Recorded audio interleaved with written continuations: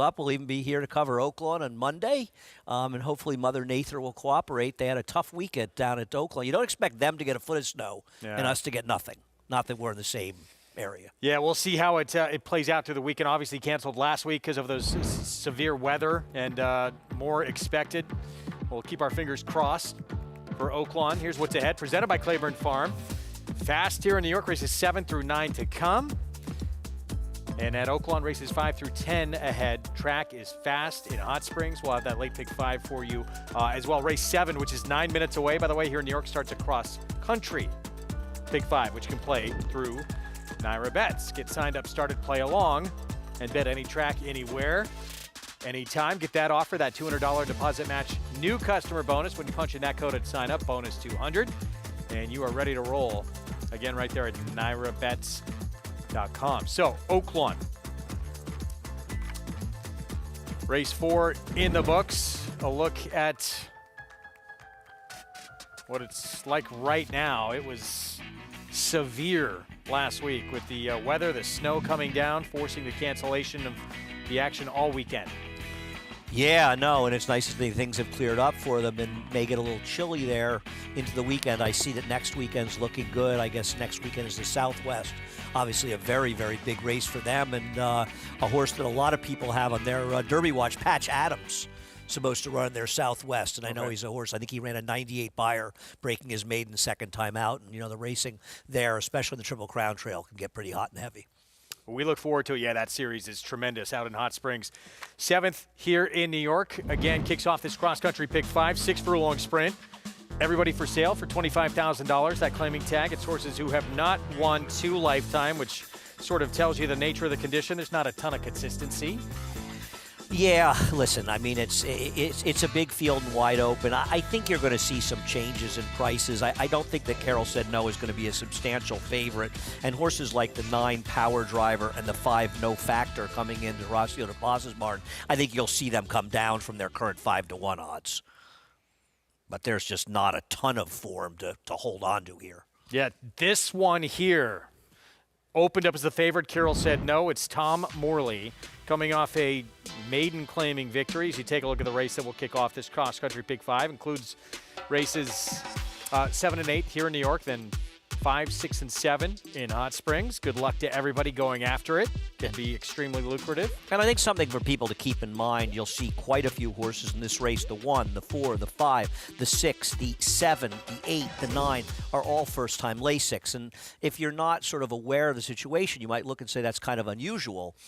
2-year-olds can't run on Lasix, and these are horses that are making their first start as 3-year-olds, I would assume, when they can use Lasix for the first time.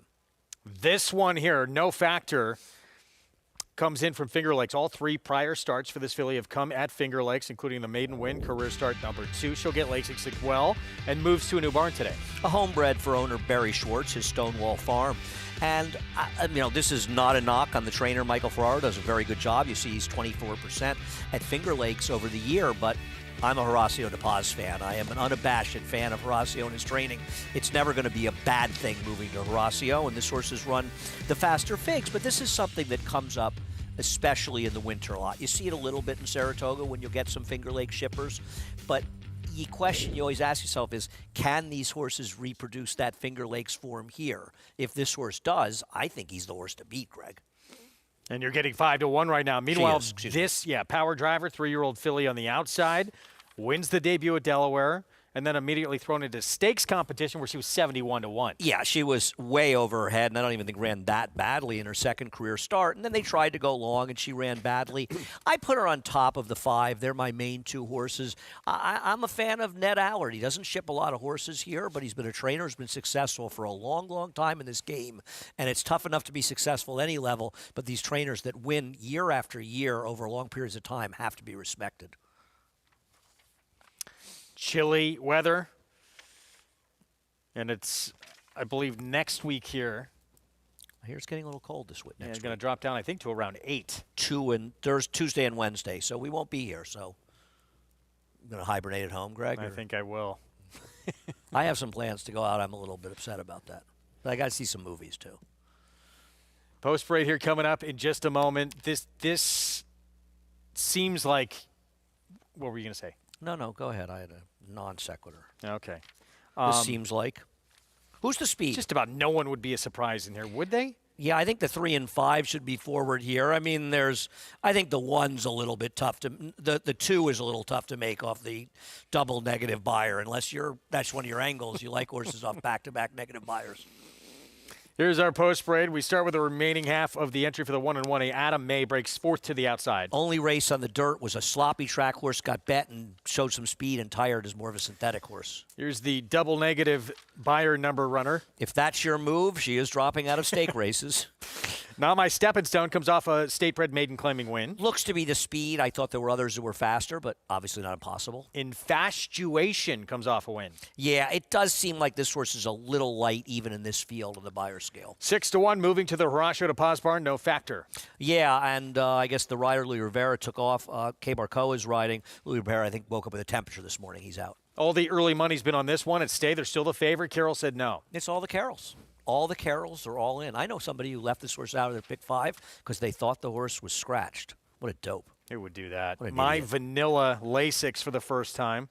Yeah, I mean, frankly, this horse is fast enough. You look at the numbers 3 back and last time, they were 5.5 furlong races, and one was at Penn National, though. 5-2.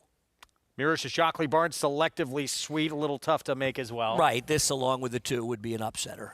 And Power Driver, very intriguing outside. You know me, I'm just a sucker for a turn back, a cut back from a route to a sprint. So I ended up with this one on top. But like you, I won't be surprised by too many horses winning this race. You can follow along with all the races we're bringing you on the program today by downloading free Equibase Past Performances. Get all the stats of the horses, trainers, jockeys at NYRA.com/TV schedule. So get that done, follow along, and good luck. 3 minutes away from this 7th. Coming up, again, kicks off a cross-country Pick 5, which you can play through NYRA Bets for more on how they look. Warming up, let's head downstairs and check in with Maggie Wolfendale. We'll take a look here at a horse coming in by way of Finger Lakes for Horacio de Paz. As you guys were talking about, number 5 in here, no factor. She does drop out of stakes company against the boys in her last start, in which she was very quick, and she looks as though she should be very quick. As you can see there, K. Barcoa aboard that she's very compact, a little bit smaller, and definitely on the shorter coupled side. So distance limitations are abound with her. Now, obviously, 6 furlongs could be in her wheelhouse, but her lone win did come going the 5.5. And I do feel like there's some other pace in here, especially towards her inside with number 3, Not My Stepping Stone. So we'll see how she's able to fare here. Is a decent price on the board at 6-1 currently. Next, we'll take a look here at the 1A who stays in. Ada May for Mike Maselli. Saw her first time out, and I actually thought that she would like a sloppy racetrack because that's kind of the way she's built. She's leggy, kind of more lean and narrow in her frame with those tiny cuppy type of feet, but alas, that would not be the case. And furthermore, she's shown that on the surface of things, she's more a synthetic type, but also more importantly, a sprinter. So I'm actually okay with her getting back to the main track. She looks as though there's nothing holding her back from being successful physically on this surface. Being a daughter of Candy Ride, Pioneer of the Nile, you know, those pedigrees can kind of go either way on any surface. And she's really nicely put together. She's very athletic, and so I'm willing to give her another shot here, but I, like Andy, am always a sucker for Ned Allard shipper, and that is number 9, Power Driver. Now, she's one that hasn't had that much speed, weirdly, not in her race going a route of ground, but neither in her sprint races either, but she looks like she should be quicker. So with that being said, I really like the turn back in distance with her after not showing anything in her last effort down at Laurel around 2 turns. But she comes in here sharp. She draws toward the outside. I'm hoping that she can seek a more forward position, just kind of get involved. There could be some pace out in front of her too as well, but she really makes an excellent impression. Really well muscled, really strong. Just looks as though, at least today, in the prelims, Greg, she has run on her mind. That would be a good sign. Thank you, Maggie. Post time coming up. Again, this race kicks off the cross-country Pick 5. You can play it through NYRA Bets. Favoritism has shifted now solidly to the 7. My Vanilla, who has been all over the place of late. Saratoga, Laurel, Delaware, Penn National, now Aqueduct. So well-traveled. The maiden score did come at Laurel, going 5.5 furlongs, and a horse that likes to be forward. I'm going to declare that this is a they knew if the horse won. Now, there was a they didn't know yesterday on a Linda Rice horse that was dead in the board Paddington and paid a big price. I don't – my problem is Penn National form, to me, lives in isolation. What happens at Penn National stays at Penn National. And I know the horse is a good number down at Laurel as well, but the other thing is this horse doesn't look like the speed. I thought both the 3 and 5 were faster than this horse. So I'm not really – I'm a little surprised to see this horse taking as much money as it's taking. How about you? Yeah, I don't think anyone should be that price in this race. No, I agree. I think the favorite should probably be about 7-2 in this race. But it's very hard to sort of say, boy, I really like this horse. And that's not to say there aren't people that really like a horse, and they may be right, whatever number it is. But I am surprised to see the money that this horse is taking. I just don't see this. And Maggie's checking with me, so she may have something. Hang on, what's she thinking? Yeah, no, something else. But I'm just shocked this horse is this price. Does this horse look like a 2-1 to you? Not at all. 8 about to step in, the big long shot, Selectively Sweet, and then Power Driver, cross country, pick 5 starts here. Let's go to Chris Griffin. Happy belated birthday to Chris. Here's the 7th from Aqueduct. Selectively Sweet, and here's Power Driver.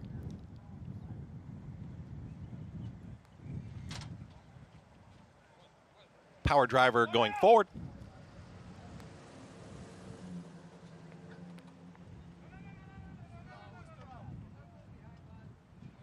And in. All set. And they're off. Who's got the tip? Made a mess of the start. Also, looks like the rider's feet are out of the irons on Ada May. So some trouble for a couple horses. Ada May is tough to handle as, yes, feet are out of the saddle now. Ada May and Christopher Elliott is back aboard, but far, far back. On the front end, Not My Stepping Stone and Lane Leslie, they've got the speed. My Vanilla is engaged towards the outside, and the front 2 hook up and speed away together. Infatuation is just off of them, is now in the 3rd. Then comes Carol Said No, 22 and 3 for that opening quarter mile. From the back, trying to run on here, Selectively Sweet is taken 5th. Power Driver in behind them in 6th. At the rail, there's no Factor who's trying to be a factor. From the back, Ada May is charging, but had a lot of trouble at the start, as now it's steadying in behind horses. Who's got the tip is the trailer. The front 2 are well clear. Not My Stepping Stone and My Vanilla in their own race right now as they reach the top of the stretch. Not My Stepping Stone is trying to run away and win it right now. In full pursuit, Jose Lescano and My Vanilla charging to the outside. Here comes Carol Said No, has got some mild rally too inside the final furlong. Not My Stepping Stone's got a big cushion. How about the race from Ada May, who's absolutely flying from the back and might get 2nd. Not My Stepping Stone. That's going to be your winner. Not My Stepping Stone won it. Ada May up for 2nd. Then came Carol Said No. Also My Vanilla and Selectively Sweet in 1:12 and 4. Not My Stepping Stone victory. Lane Leslie, Bruce Levine for the victory, but the best horse in the race was somebody else. Yeah, I mean, to be fair, and I think you'll agree, this was a very fast pace. 22.74 on the racetrack today. They're moving out front, and the 7 was obviously primed to go, but just couldn't go with this horse. So, Not My Stepping Stone did all the dirty work and drew off to victory, but I don't think it's a surprise to anybody if you bet the 1A, and no, I didn't bet the 1A. You probably should have cashed. Now, maybe you would have been taking advantage of a fast pace, but as you saw at the start, and I don't know if we can show it again, it really appeared as though the rider who, I'm sorry, I don't have it right in front of me. Christopher Elliott. Christopher Elliott, it looks like he lost the irons after the start, and that horse ran a winning race. Go back to the beginning, keep your eyes on the 1A, and yeah, here's Christopher Elliott. Oof. How does he even stay on? Wow, he's still not in the irons, and I mean, incredible. Yeah, I mean, he easily could have fallen off that horse. Quite a job by him getting back on a board, and obviously just one of those things that's unlucky in this game. And one of the things I think that is frustrating in the game is the better a handicapper you are, the more tough beats you're going to take. Because the more often you're going to pick horses that are good enough to win. And the more often you're going to be a victim of the vagaries. If your opinion stinks, your horses are running badly, you don't get really unlucky, you just don't really have a big opinion. And I think for horse players that are the more sophisticated you are, the more frustrated you could be. And if you really liked Ada May today, I'm sure you're frustrated, and with good cause. 3, 1A, 6, 7. Lane Luzzy, Bruce Levine, congrats on the win. Athletic move, though, just to stay on that horse from Christopher Elliott. Well done by the young apprentice. Winds up second best here. We'll get you to Oaklawn when we come back. We're 10 minutes away from race 5 in Hot Springs. Restricted maiden optional claiming 2-turn mile to come when we return.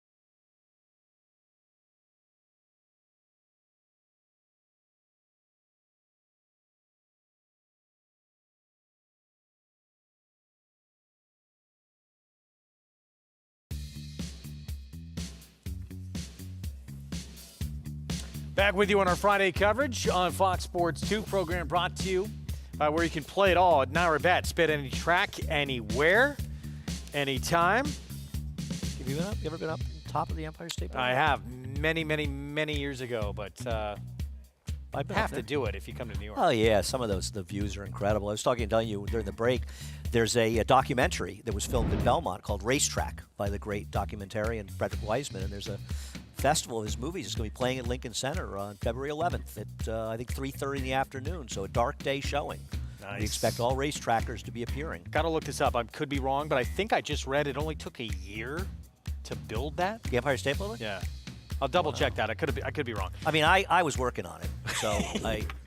Less than a year. John Cackamese, our cameraman, the reason I saw it was is because it took someone their kitchen 2 years to get done, but it took the Empire State Building a year, which is, I understand, not my stepping stone. Why is it taking so long to build Belmont? It's crazy. Yeah.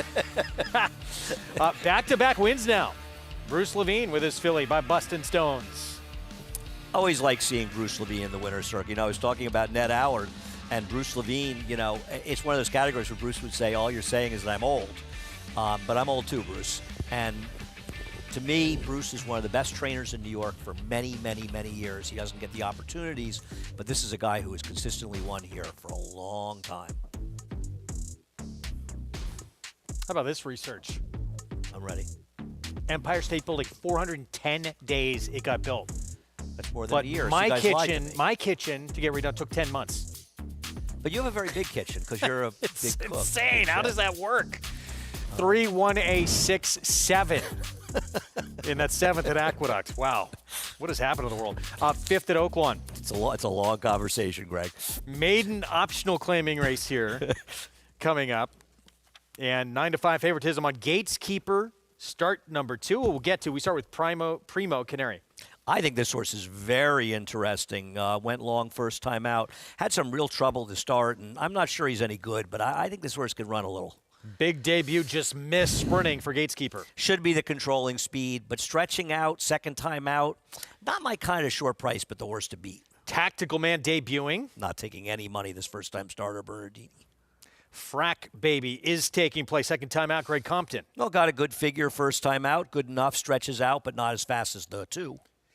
Sprint out past 38-1 and a lot of changes here. Yeah, tries the dirt for the first time. The dam was okay in the dirt, but it is a much stronger turf pedigree overall. Blinkers, Lasix, new gelding as well. Kevin Strike to 6. He goes out for our man Tom Amos. How will he do on a dry track? He hasn't run as well on dry as wet.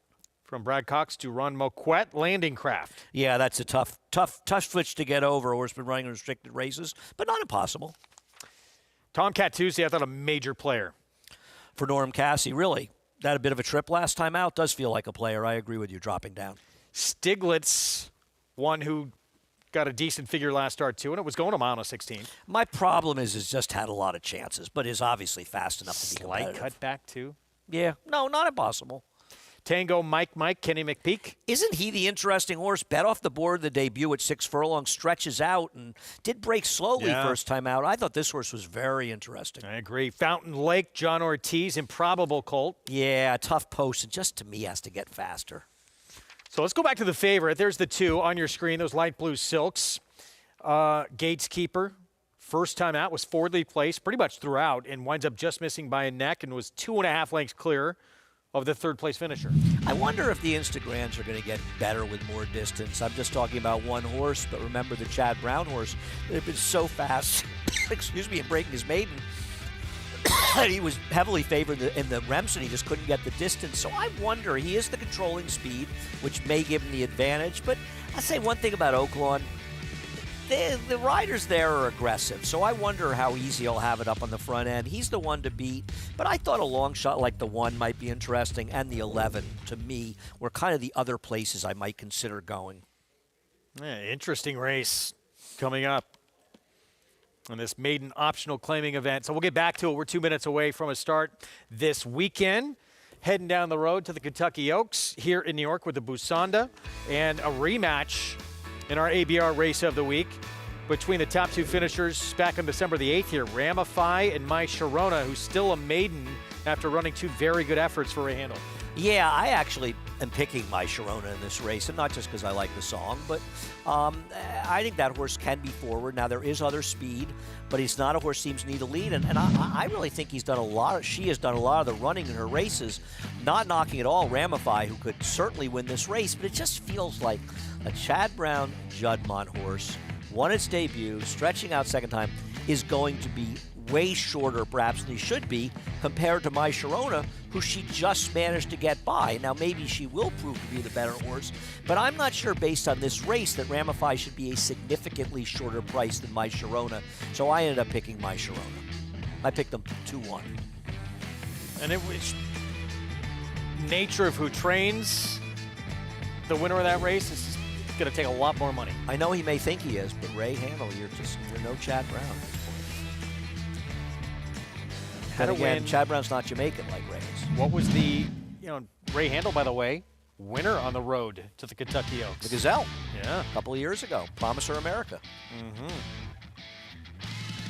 Meanwhile, this is running away. I don't know if you probably haven't looked at this race as much as I have.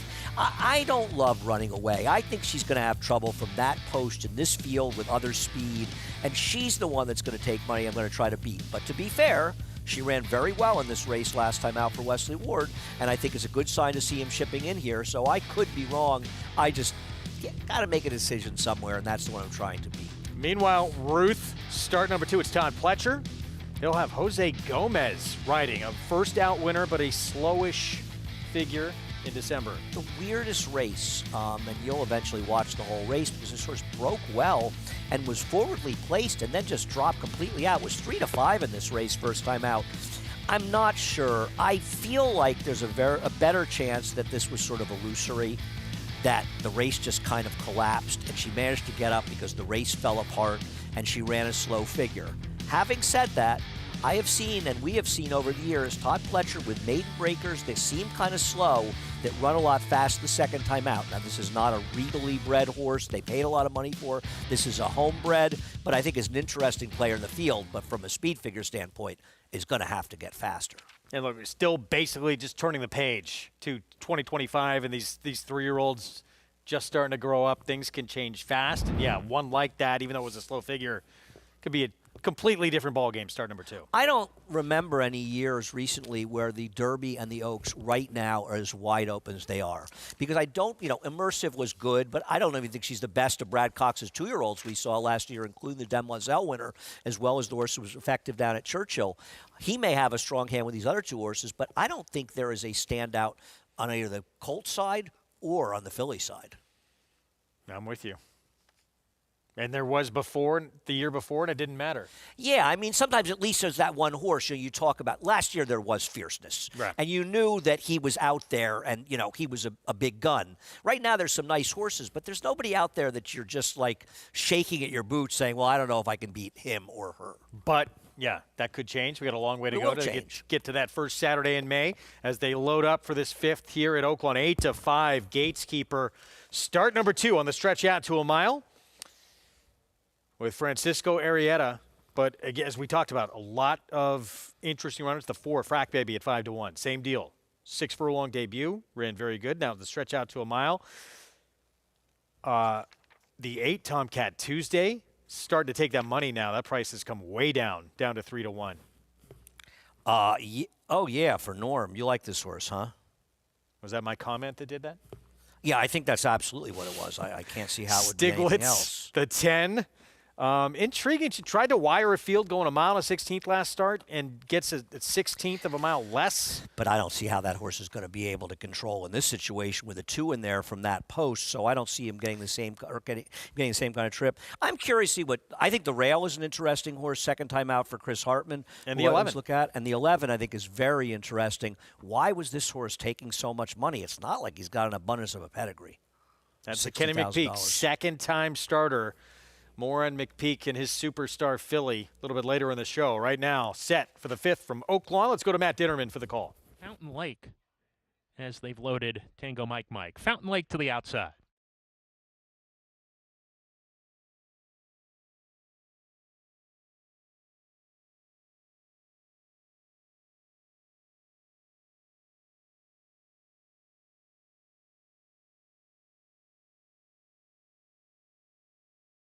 Harry Hernandez was off. Number 6, Kevin Strike, back in the saddle, though. Fountain Lake to the outside. Goes it. We're ready to go. And they're off. Slow break from Tactical Man, and Primo Canary ducked inwards and dropped to the back after that, is making up a little bit of ground, but Primo Canary with not a good break from the inside, and now he's keen to go on behind horses approaching the first turn around on the lead. It's Landing Craft showing the way from Tomcat Tuesday on the outside, taking the second spot.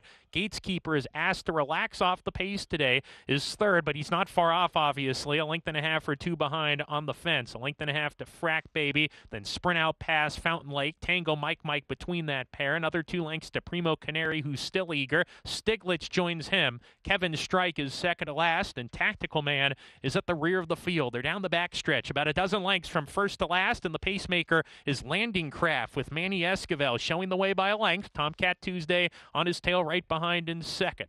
Then comes Sprint Out Pass, third to the inside. He's gotten closer. Gateskeeper is more relaxed outside of him. There's a gap of 3 to Tango Mike Mike. Fountain Lake is sent along 3 deep going into the far turn run. Primo Canary also shaken up with Stiglitz, then Tactical Man. Kevin Strike, it was not his day today as they round the far turn. Landing Craft still in front by a length and a tail. Now it's 1.5 lengths. Landing Craft opening up the lead to 2. Tomcat Tuesday second. Gateskeeper coming on the scene now in the third position. position, but he's all in 4 lengths behind. Top of the lane, Landing Craft. It's his race to lose now. Comes down the lane, accelerates, opens up 3. In second, Tomcat Tuesday. Gateskeeper still plodding away in third. There's a 16th left. This race will end at the 16th pole, and nobody's catching Landing Craft. Landing Craft soars to score. Tomcat Tuesday was second. Gateskeeper third. Sprint Out Pass was fourth. First 2 starts came under Brad Cox, took a ton of money in both, including being favorite first time out, moves to Ron Moquett, goes off at 15-1. And I credit Manny Esquivel for having a plan. He said, I'm going to go to the front. And if she loses, he loses. But he went to the front. He's able to wire the field. And you think about a horse like the 2 Gateskeeper. I don't understand why you would think he's going to be more likely to get the distance stretching out by rating. And I know they went reasonably quickly up front. I'm not saying it would have won, but why would you be intent on rating with a post like that? And it just seemed like they made up their mind before the race started. But the pace was honest, and this was a legit winner. Back to New York, and race 8 coming up, our feature on this Friday card. And this race goes through this filly, Dolomite, who was runner-up in the Fleet Indian the last time we saw her at Saratoga this past summer for trainer Chad Brown. With more, let's go downstairs to Maggie. Yeah, Greg, and as you see in that short comment line, it does say bled after that race. And in the article on DRF by Dave Grunning, Chad Brown reporting that she came out of that race very sick, which, bleeding can lead to an illness or vice versa. It could have been caused by a pre-existing illness that wasn't, detected until she ran. So either way, she has spent some recovery time in the hyperbaric chamber at Fair Hill with Bruce Jackson, and it looks as though, honestly, it's done her very well. A filly that, hinted at the fact that she might struggle with that type of condition because she always kind of had a dull-looking coat to her. Not the case today, and it's middle of winter, so I respect that. She comes in here looking fit. She's well-muscled, all the things you want to see, and I do feel as though the 1-turn mile is her ideal distance overall. The one thing I can say is that I've seen her be a little bit more energetic pre-race, and she's very calm, but a lot of time today, so a lot of times that comes with some age, some experience, and also, getting Lasix yet again here. So all things good for a horse who projects to be a heavy favorite and on form, and what I see here, Greg, she deserves to be. Back off the bench, 3-5 favoritism now. Thank you, Maggie, here on Dolomite, who had a big maiden win, was put into the Grade 2 Demoiselle, and again faced a good one for Wesley Ward named Landed in that Fleet Indian at Saratoga. Yeah, listen, if she shows up and runs her race, she's extremely likely to win. And I don't really think that she's a massive underlay at 3-5 in this field. She's better than these horses. Having said that, I have one slight concern here. It just seems to me like it's been a rare period where horses from Chad Brown's barn in New York have not been running as well as we see them run. We've seen some shorter-priced horses, headline numbers, different horses that just didn't run their races. Now, maybe it's horse-specific, but the barn is it's unusual to see that barn a little cold, and that was my one bit of trepidation. But would you say, this filly has a bit more quality to her than most we've seen relative to who she's facing? Maybe, but headline numbers was running mid-80 buyers, and she totally bombed. And there have been a couple others. I think he's only ran 1 for 9 or 1 for 10. It's a small sample. I'm not making a big deal about it, but we're talking about a 3-5 shot. And at the end of the day, if she runs her race, someone here is going to probably have to run better than we've seen them run at least recently. Yeah. Though I think you and I are both a little bit interested in the number 3 here as an alternative. Yeah, 12-1 right now. Back to Oaklawn, winner's circle, Landing Craft. Brad Cox, first 2 starts again, heavily bet in both those first 2. Did not do a ton of running in either of those, but 15-1 moving to Ron Moquett's barn. Breaks his maiden. I love the aggressive riding. I love it when a rider has a plan and they stick to that plan. And I think you saw that in this situation, and a good job going to the front, taking no prisoners. Manny Esquivel, a talented rider, getting it done. You might be looking at 2 legs in the entire pool if you're still alive in this cross country. I wish I was alive. It's not a bad start. You're right about that. And still a long way left to go, obviously, so good luck the rest of the way as we get back to New York. Here comes our post parade. Here's Gone and Forgotten. Remaining half of the entry gets post 2. She won a race that 3 horses are coming out of here. I think she ran the least good race of anybody in there. Rail to the runner-up from the Fleet Indian back in August at Saratoga. This is just the horse to beat. There's really no other way to put it. She runs a race. She will win. Here's Racing Colors for Norm Follett. This is the horse you and I are both interested in. I think he lost the race by making a premature wide move and maybe a slightly more patient ride, a horse that consistently runs well enough to compete anyway. Lane Luzzy, rider change on Burnt Again. This horse has one race, Greg, that gives them a little bit of a chance. Can she ever find it again? Malou, Linda Rice, 3 starts back, a huge figure. I like seeing Kendrick get back on a horse who I think was rated unnecessarily in the front end. The problem is with the shoe lady outside of her, she's got other speed to deal with. Christophe Clement, Eric Cancel with the shoe lady at 14-1. And 2 that I thought were intriguing outside. Start with Fast and Frisky. I thought this was a much tougher field than she beat last time out, and the move up from numbers 1 to numbers 2 is pretty severe. And Sofia Vives, rider change, Clover Street to the outside for trainer Mark Hennig. We like what we've seen from Sophia, and she's obviously got figures that at least put her somewhere in there. 25-1 seems like an awfully big price. Yes, it does. 3 minutes away from this 8th. Coming up, you can get the inside track on handicapping. With NYRA Track Stats, want to know how many winners are closing from the back at Aqueduct? Track Stats has the answer. For more stats on tracks across the country, visit NYRABets.com. So back to this, 32-1 now. Well, because somebody just dumped a big bet on Yes. the 2 Wow. and made it 1-9, and everybody's odds basically doubled. That will mitigate a little bit. So 6-year-old mare, let's go back to January 2nd, beginning of the year, and just beat a neck behind Gone and Forgotten and Malou. I just feel as though the rider was way too over-aggressive, moving too soon, moving wide. And as you see, the 1 who won the race waited patiently in there and was able to pick it up. But I think Malou, the rider who's not as aggressive as I often feel like he should be, he enabled everybody to get in the race by setting a slower pace than was necessary. I think it hurt her chances, but I worry there's more pace in this race with not only the 6 outside of her, but also isn't basically the favorite going to be right there and putting pressure on her? Maybe sitting just off. Yeah, I don't think she's going to be on the lead, Yeah. but I think she's going to come calling relatively soon. I don't see this being a particularly slow pace.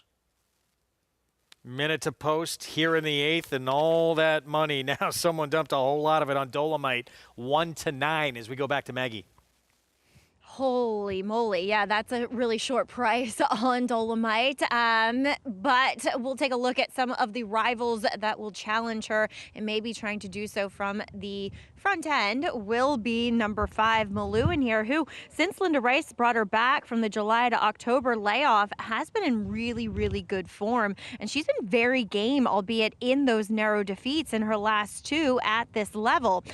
Looks as though she's thriving on racing, really warmed up well yet again. She's carrying her weight well, which is something that in the past she struggled with a bit. So look, Malou, I know she's been defeated at somewhat short prices in her last 2, but at least, she could find herself. We'll see if she does prove to be a bit faster than Dolomite here. But again, that would be an advantage over, and probably the best way to try to take down that really short-priced rival. A horse that I wasn't expecting to like, that just has continuously caught my eye here, is number 6, the Shoe Lady. Now, she is one that when I've seen her, can be a bit of a nervous type, comes in a little washy. She's a little, just kind of uncomfortable looking in the paddock. Today, that wasn't the case, and she was moving really well on the racetrack here as Christophe Clement leaving horses here in New York for the winter. She comes out of that race, which was wired by Spiteful Lily. And I know it was a really disappointing effort for her, but I almost, feel as though we would have expected a longer layoff if there was something really amiss off of that poor effort. So I'm always encouraged to see her back here just a month later, Greg, and we'll see if she can run to what she's showing out on the track. She's a massive number at 30-1. That would be quite a surprise. I think that would ensure Big 6 carryover heading into the weekend. See what happens here. 1-9 favorite, Dolomite. First start back since the Fleet Indian, late August at Saratoga for trainer Chad Brown with Manny Franco. Here is the 8th on our Friday card from Aqueduct. Chris Griffin, the call. Burnt again. Clover Street to the outside.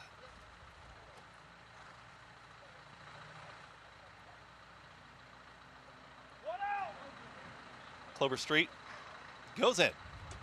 All set.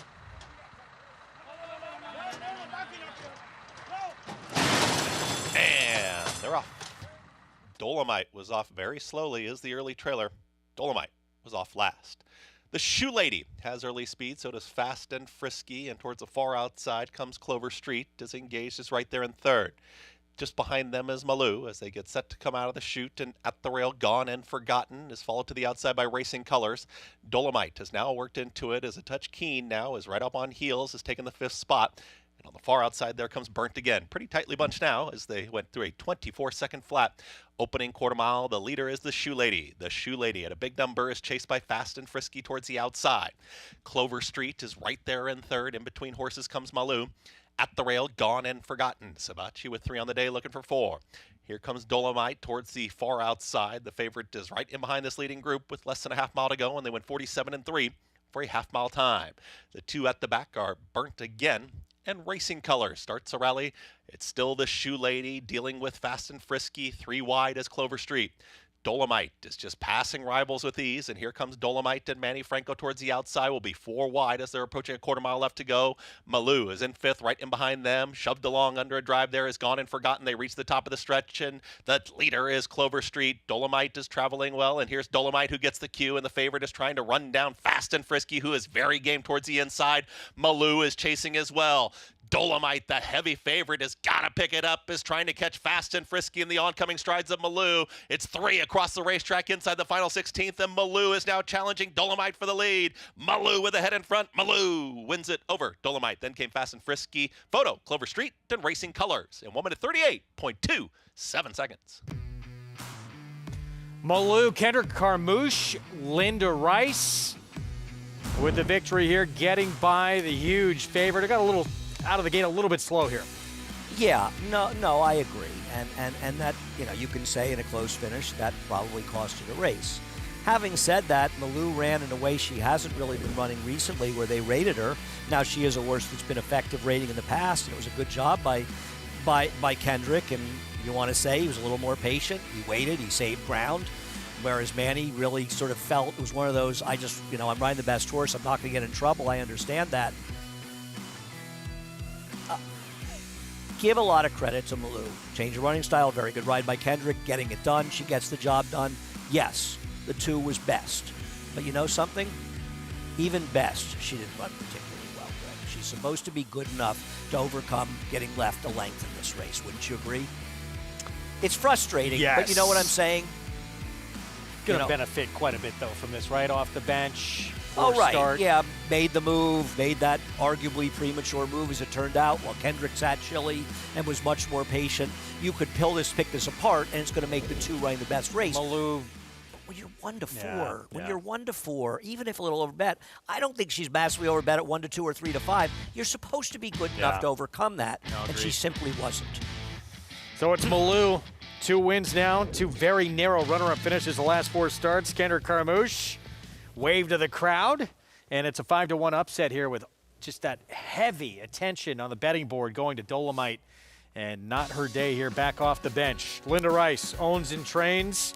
Kendrick Carmouche, the victory, getting by a 1-4 favorite as the upsets continue on this Friday from Aqueduct.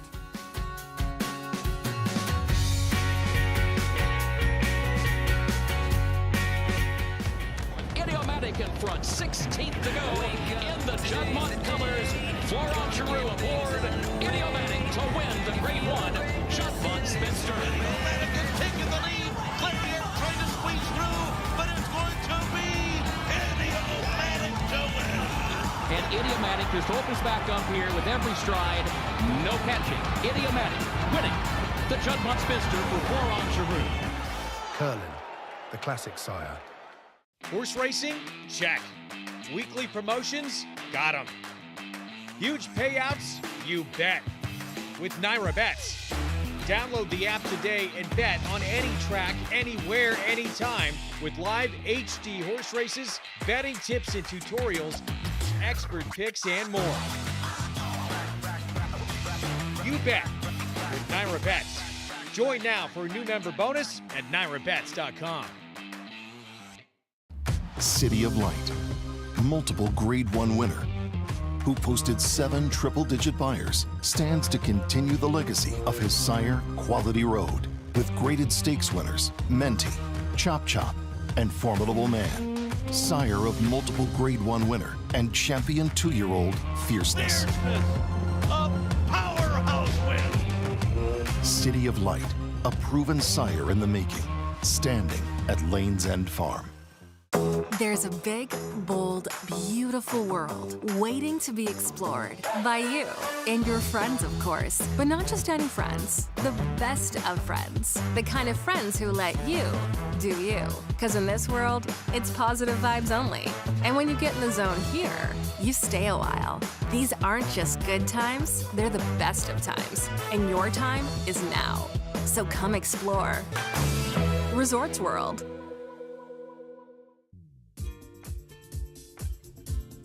Back on America's Day of the Races on our Fox Sports 2 coverage. It's brought to you in part by Hillendale at Alapa. And a 1-4 favorite defeated with a tough beginning out of the gate for Dolomite. First start back since August. And Malou able to run her down in the stretch under Kendrick Carmouche. And I'm going to say in this particular case, Kendrick outrode Manny. And you know that I am Manny Franco's biggest fan, and it pains me to say it, but Kendrick outsmarted him. He waited patiently. He had more patience, and I think with Manny, maybe it's a little bit tougher. You know, you're riding the 1-5 shot, and you think, I'm only going to lose if I get in trouble or I move to, and I think, you know, the pace wasn't that fast. It's easy to say stuff in retrospect, but at the end of the day, Kendrick saved more ground, was more patient, and you think this horse didn't get left, and Manny moved in front of him, and Malou has more speed. So I think it's a very good ride by Kendrick. He's lucky the 2 got left. But you know what? He put himself in a position to be lucky if, in fact, he was good enough, and the horse was. Find out if we have a carryover coming up in a moment here. Cross country pick 5. Again, this potentially The could be one ticket. The 5's not covered. The 11's not covered. The 13's not covered. In the ours, yeah. Yes. Obviously, 2 legs to go in that cross country. What was the winner of the first leg? I don't even remember. Yeah, there are 4s, in fact. So, yes, it will not be him. And I didn't look at the pool, but I'm guessing, I don't know what the carry. For the cross country? No. Oh, the cross country. Oh, no, I'm sorry. Cross countries, do they carry or do they? No, they not. pay 4 or 5. We'll get back to Probably had a Oaklawn smart guy come visit us up here. when we return. Mile and a 16th coming up in the next race. And that's your favorite right now. 12-horse Ben Franklin off since November for Ken McPeak. Stay with us.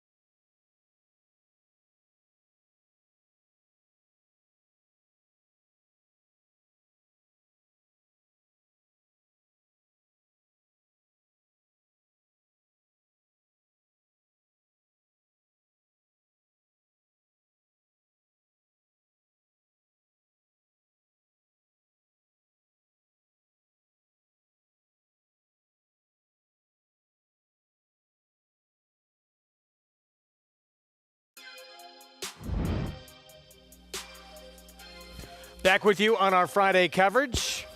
Race 6 at Oaklawn, 35,000 claiming race, non-winners of 3 lifetime. The condition in this spot. And we talked about Ben Franklin going to break. We'll see that one, I believe, last here, the 12. Let's start with the 1, Luna Vieja. Yeah, going out for our friend Tom Amos. I do not like the last race down at Delta. We don't see a lot of those shippers winning. There's a sprint now, stretching back out. Free again, 31-1. Going to have to get faster to be competitive, to say the least. Ben, we got a lot of Bens in here. Ben Dreaming. Can Count Dracula only run at night? Is that why he's scratched? Oh, good point. Couldn't miss that. That was the 4. Looks like a more of a turf horse than dirt horse to me. The 5. Fireball Birdie, Eric Asmussen for Dad. That Remington Park form, will it transfer here? It usually doesn't. Rabbit Hound, Tyler Bacon rides, apprentice. Sloppy track last time, stretches out, second off a little bit of a layoff. JT's Imagination, Brad Cox second off the claim. Yeah, I guess this horse becomes kind of the horse to beat, but I don't know. Had a perfect trip last time. What was the excuse? First time on dirt in a long time for Rebellious, and he won. He did, but a non-winner's a 2 lifetime conditional. This is much tougher. Ice Express is a huge number. This would blow things up for sure. The 11, very intriguing. Cash Me Up. Yeah, I agree with you off the claim for Norm Cassidy, though Norm's numbers off the claim are not that good. Yeah, and then Ben Franklin for Ken McPeak outside. A couple of scratches, moves the horse into post 10 that will help.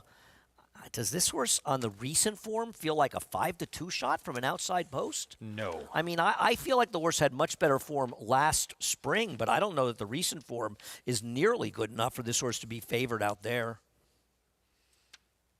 2 minutes to post. 6 there at Oaklawn starts their late pick 5. You could get a 20% bonus when you hit a double at Oaklawn. Got to opt in, add NYRA bets, and take advantage. Don't leave any money on the table.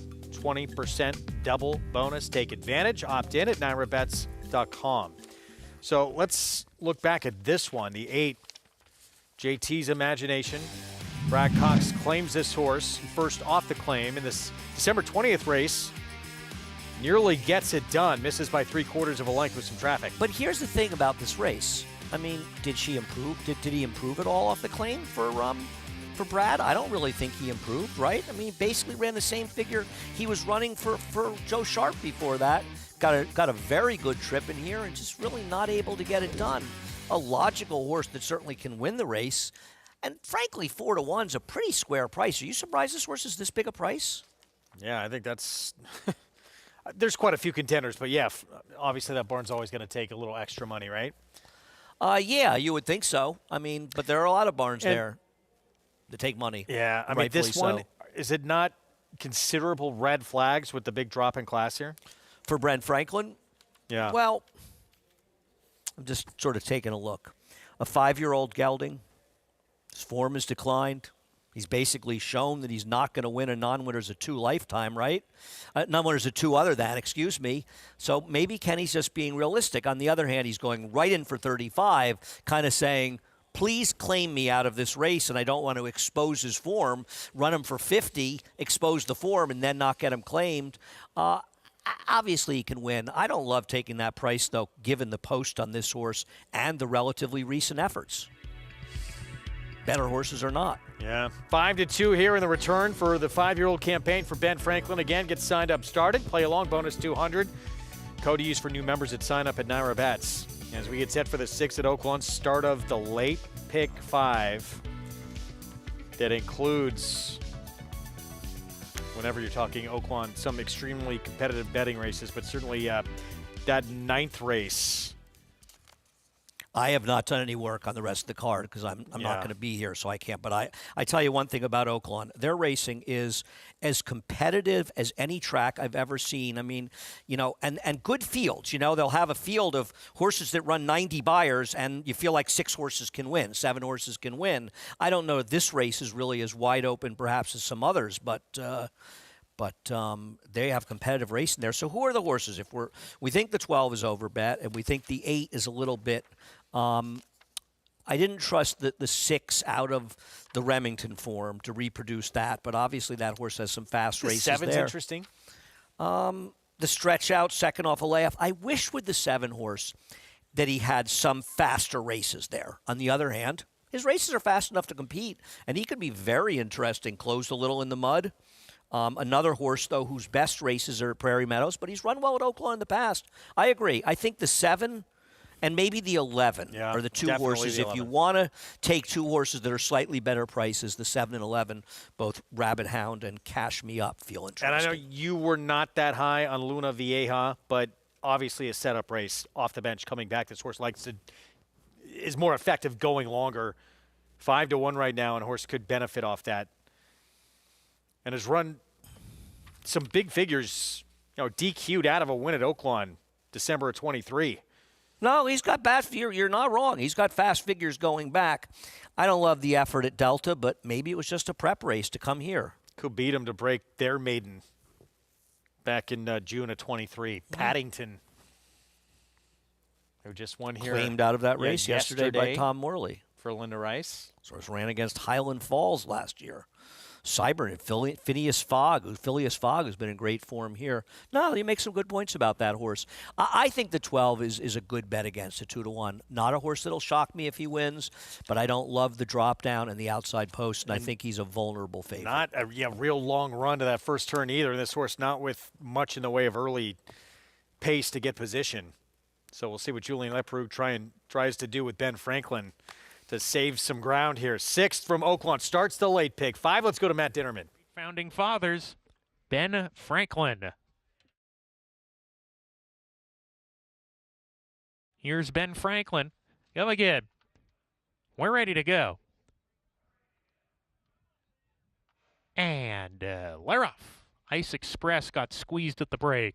Good start from Fireball Birdie. Rabbit Hound is there. Cash Me Up in the 3-path with that pair. A little bit behind those two as they approach the first turn run.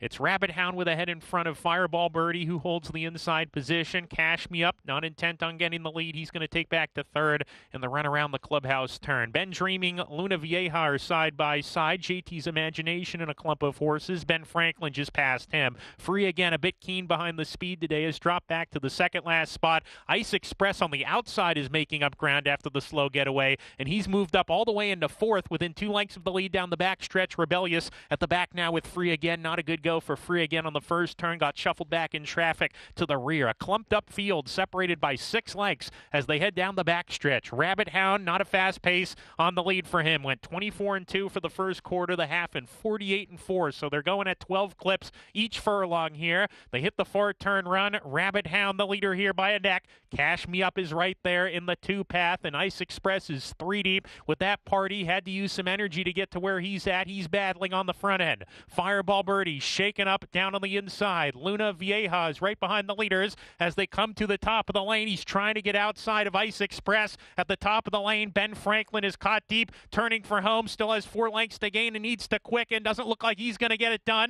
Down the lane, Rabbit Hound, Cash Me Up. Luna Vieja has gotten outside with a clear path if he's good enough. Cash Me Up got the jump. Cash Me Up, 16th to go, has the lead coming to the finish, and Cash Me Up outfinishes Rabbit Hound. Photo for the show, though. Fireball Birdie as they come down the lane. It's Cash Me Up, and Rabbit Hound's coming back. Rabbit Hound won it over Cash Me Up, then Luna Vieja and Fireball Birdie. Late surge down on the inside from Rabbit Hound. It looks like he may have got it. Well, give a lot of credit to the rider of Rabbit Hound, because this was a slow pace. And the Apprentice Bacon wanted the lead and was able to get in a slow pace. And basically, the 7 and 11 were 1-2 around the racetrack the whole way around the track.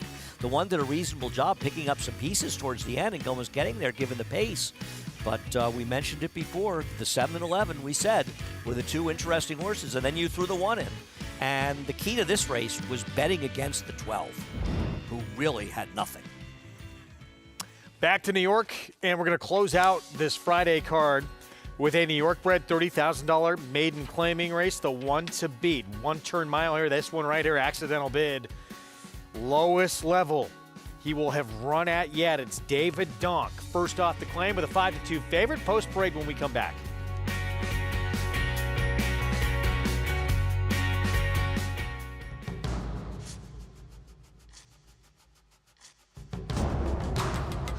Seize the Gray wins convincingly. seize the gray. He's going to seize the day in the Pennsylvania Derby. Seize the gray is still there. Seize the gray wins the Preakness.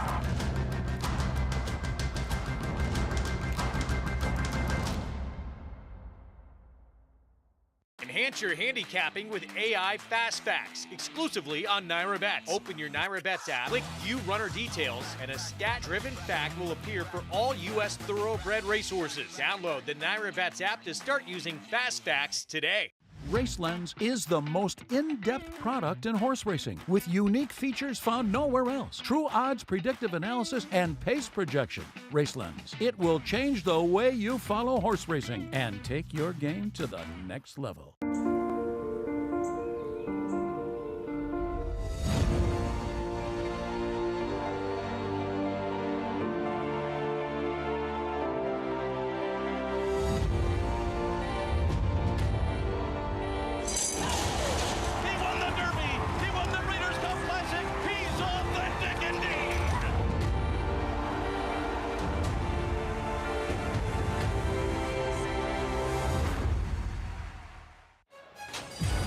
What's at stake? $1 million purse.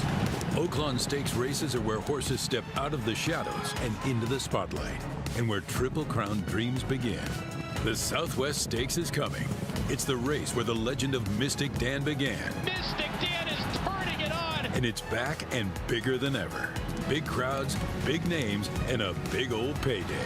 Mystic Dan, a dominant win. This is your Oaklawn. Back with you on our Friday coverage here on America's Day of the Races on Fox Sports 2. It's brought to you in part by legendary Claiborne Farm.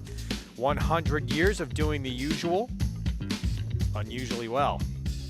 So we switch to the 9 going to break. Accidental Bid for trainer David Donk. That is the favorite right now and faced better companies. Hit the board against state-bred maiden special weight. Also got a nice scratch when the number 4 came out, potentially putting him in a position where he could be the controlling speed in this race, though I think the 12 Katani could have something to say about that. He's just a horse that's run faster, basically, than all these horses have run on the dirt, except for Judge Rules, who's a little bit sketchy in this race, and Accidental Bid is just a super logical horse off the claim for Dave Donk. This one for Rudy Rodriguez, last 6 starts have come on the grass. You go beyond that, the dirt form, it is there against better company. There's no doubt about it. On the other hand, the horse is 0 for 12. Now, he's only 0 for 6 in the dirt with 2 seconds and 2/3, and did consistently run those numbers, and obviously has goat form on the go back that's good enough to win this race. Can't be completely tossed. It can be, but based on the form, is a tough horse to just throw out, right? Indeed. Riders up. As we get set for our post-parade here in a moment. And, you know, money's starting to come in a little bit now to this 12 Katani, who was a big price, 10-1 morning line. Another one who had been on the turf 4 starts in a row and then got to the dirt last start. Maybe a little bit better than looked effort, I thought. I don't disagree. I thought ran okay in that race. The problem is I feel like the 9 is just a better horse. Here's our post-parade. Start with the 2 Stormy's Dreaming. This horse, depending how you look at it, had a bit of a trip last time. I'm not sure it's as bad as some think, and does appear to be better in the maiden claim race, though 4-1 is no bargain on her. Here was Lao Wei. Only had 1 start. It was against better. Now blinkers on. I actually think this is the interesting price horse in this race. And at 20-1, I'm going to lose a few dollars and use an exactas with the 9 and a little 2. Me-Wise Magic, James Bond Barn. The 1 dirt race is just atrocious. Agreed. Here's Judge Rules. All those tries on the turf of the dirt form. Yeah. It is strong. Oh, clearly has the dirt form to win this race. Rudy Rodriguez, Ruben Silvera team up there. Albedo came from the clouds to get 3rd last start. Strictly a speed figure angle, he belongs, but that's one of my problems with Katani, who finished behind him. Look at this horse going into the race. Landauer, little bit interesting. Well, we did just have Steve Bick up here, who's DT Stables owns with my friend Patrick Lewis. I just feel like she's a little slower, probably better in the turf, but not impossible. Again, lowest level yet for Accidental Bid. Figures to be the speed, and on paper is just way the horse to beat. My 2 is an overlay. Magic Beach, that big Kendrick Carmouche warm-up. I think you like this horse if you like Linda Rice, because on paper, not good enough. Yeah. Dr. High. All right, what is it? What's the comment? I'm not going to say anything. I mean, I prefer my doctors not to be high, but listen, teach their own. Katani, I think, is a big player here at 5-1. Yeah, you like more than I do. I don't love the race he's coming out of, but I can understand he's not impossible. Sweet Tone, 0 for 13. Gary Siaka wins it. It's probably going to be with Landauer and not with Sweet Tone. And that is your field. Again, the favorite, 2-1. So how does Accidental Bid look here first off the claim for David Donk, Maggie? Well, Greg, he was a horse that was purchased for $375,000 once upon a time. So the physical is there, and it has been throughout his career. He looks great coming off the claim for Dave Donk. The one thing I'll say, though, is that he's a horse that I've watched in his races that wants to lean out. Not severe kind of getting out per se, but he just wants to lean out. So, you know, it kind of ties the rider up into holding on to that left inside rein a bit more, and sometimes it makes him a little bit more difficult to ride. And last time he was wearing a ring bit. Today, just a very light, as we like to call it, an egg butt snaffle, which is literally the softest bit you can put in a horse's mouth. So we'll see how he adjusts to that here first off the claim, but physically he looks great, and I have no problems with him being the favorite. And I thought, you know, he was kind of unlucky to lose last time because it was quite a fast pace for the level against Open Company, though I will say Glint came back to win, only posting a 57 buyer though in another maiden claimer. Now number 10, Magic Beach, I totally get what Andy's saying. He is for Linda Rice fans, but with him stretching out for the first time on the dirt, I do think he's a little bit interesting. He's a horse that has, as you watch him warm up there, he's a lot of lateral movement, and that he has a lot of high knee action. So it's kind of that, you know, high knee action, plodding type of motion that he has. So that does sometimes lend itself well to getting more ground. Now he's very energetic. He's really well conditioned heading in here. So I like him from the overall sense of things. I just thought that he should appreciate a bit more ground given his movement in the way that he carries himself. Moving on to a horse that goes against all rules for me, but I'm going to pick Judge Rules. I just thought that overall his body of work on the main track and look at maiden special weight levels made him a bit of a player. He's a horse I've always had an affinity for, at least looking at him. We'll see what he does here overall. As what are they looking at? I feel like they're looking at somebody out there. Is it the 6? Not sure. Anyway, I wish I had my return feed. I don't have it. Anyway. Okay, so we'll see what the vet decides here with Judge Rules. But the 3 you were talking about as a price horse, I agree. He just looked green. I do think we're going to see actually a late scratch here, guys, with number 6. I don't want to speak too soon, but that would be the indications, possibly. We'll see. But Lao Wei, he was very professional in the paddock, very just focused, and I think that's something he lacked in his first start. So those blinkers going on today, comes in here incredibly fit, is a horse that's built to go long, very long, kind of even frame, as we are hearing that Judge Rules will be out from track announcer Chris Griffin. So yeah, I think I'm just going to land on the favorite here, Greg. All right, so yeah, as Maggie thought, 6 Judge Rules does come out. So anyone who had the 6 in multi-race wagers now gets the 9 here, 3-5 with that scratch. Yes. Well, they were the first and second choices, and now the 9 goes 3-5. Wasn't the 9 just 5-2? Yes. 5-2 is a little high. It was a little high, yeah. Listen, 3-5 is a little short. I did pick. Yes, I agree. 3-5 is short. And, you know, I don't know how you feel about this, but obviously there are exceptions, smaller fields, horses dominate. But the lower the level gets, the less appealing a short price is, because they're just, you know, lower level horses are not as consistent, not as reliable, and especially in the winter, when sometimes they have trouble. Maybe they miss some training. Weather gets in the way, situations. I picked them. I'm not looking to bet against them, though I bet a couple dollars in the 3 and mostly played a 9-3.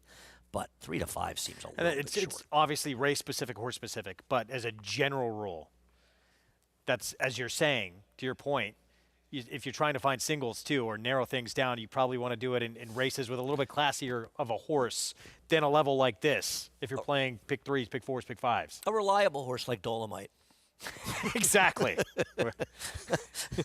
Where you can at least say at the end of the day, I would have won if not for the bad break, and you can still feel good about it. I think one of the biggest changes in the game in the last 20, 25 years, one of the many, is the number of super short prices. When I was younger in the 70s and 80s, man, you didn't see as many super short prices. Now, maybe these horses, they used to say back then that odds-on horses had the best return. They returned slightly better than the takeout, whereas long shots had a worse return because generally long shots are overbet. You know, a 20 to 1 shot's supposed to be 30 to 1 and things like that. People tend to play outliers, you know, insignificant money, somebody's name, numbers, different things can affect the prices in much more than a short price. There's the favorite stepping in, Accidental Bid, Jose Lezcano, trainer David Donk taking over. Just claim this one, excuse me, for $40,000 and immediately drops down to, again, the lowest level he'll have run at yet here in career start number 5. Is today the day? We'll find out. Close out the card here from New York with plenty still to come from Oaklawn. Here is Chris Griffin for the 9th from Aqueduct. Next in, there's Albedo. Dr. High. Dr. High. Touch reluctant. Now moves in. Landauer. Katani. And Sweet Tone. Lane Leslie aboard. Sweet Tone goes in. All set. And they're off. Stormy's Dreaming has early speed towards the inside. There's Accidental Bid from in between horses in the early mix too. Out wider. Now trying to move forward, that is Katani, and Katani's trying to challenge there with Sweet Tone, who's got some forward momentum as well.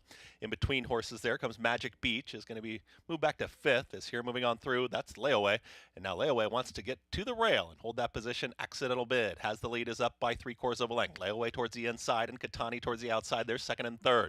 24 seconds flat for that opening quarter mile. In pursuit, that's Sweet Tone. From 4th and 5th is Magic Beach. Right in behind horses, Me Wise Magic and Kiber Koa is now tracking from 6th. Landauer is on the move. Is towards the outside here from Albedo, who's in between horses, Stormy's Dreaming. And the one far, far back, that's Dr. High, who's the trailer. They move into the far turn. Less than 4 furlongs to go. 47 and 3 for half-mile time, and the leader is Accidental Bid. Jose Lezcano and Accidental Bid. They're only up by 3/4 of a length as Katani is back for more. Here's the run from Sweet Tone. Is shoved along here from 3rd. Landauer is in the mix too. Now moving back behind rivals to switch to the outside. That's Albedo. Was in between horses, but Albedo's got a 5-wide run. And also Stormy's Dreaming is under a drive, is trying to make up some ground, but 5 off the lead. They reach the top of the stretch, and Accidental Bid is the target. Accidental Bid is sprinting clear, is up by 3.5. Landauer looks like the main danger towards the outside. Wandering about there is Albedo trying to make up ground. Inside this final furlong, Accidental Bid has not put this one away yet. Landauer is just grinding away up on the outside, trying to get there. It's Accidental Bid. The charging Landauer is now within a neck. It's going to be tight. It's a photo. Got real tight at the wire between Landauer and Accidental Bid, Albedo and Katani in 1 minute 40.36 seconds. Did this 39 to 1 shot get up in time past, one more look at it, the short price favorite at even money? Yes. He got the money. My friend Steve Bick, he visits on the set, and good things happened. And the 9 just could not quite finish the deal. No excuse. Katie Davis picking up the mount on Landauer. We hope our friend Romero Mirage back tomorrow, but Katie did all the right things, and Landauer just kept on running. I'm not sure why he was 40 to 1 in this race, but congrats to Connections. They get it done. Landauer just picking up Accidental Bid at the end. Tough beat if you had the 9. Did everything but gets the wire first. But Landauer gets the job done, and happy for my friend Steve Bick as well as Patrick Lewis. Massive upset. We already had a pick 6 carryover anyway. And yes, now we will for sure. Yes. It's big. Is it bigger because the horse is a big price? It should be, right? Pick 5, by the way. Well, I don't want to spoil it. but almost $60,000. And if you're one of those people who's frustrated because you need a Dolomite to stay alive in the pick 5 to get alive in the 9, you just saved yourself from an annoying beat. 39-1 over even money, over 10-1, over 5-1. Look, we said this horse could win. This 39-1 was a little excessive. I'm not saying he should have been 15-1. 5-1, I thought was but probably excessive. should have been around 12-15. This was too big a price. Horse ran very good, 2 back. That was at 1 1/8. Gary Siaka with the victory here on a monster number to close things out. Prices from the nightcap at Aqueduct when we return.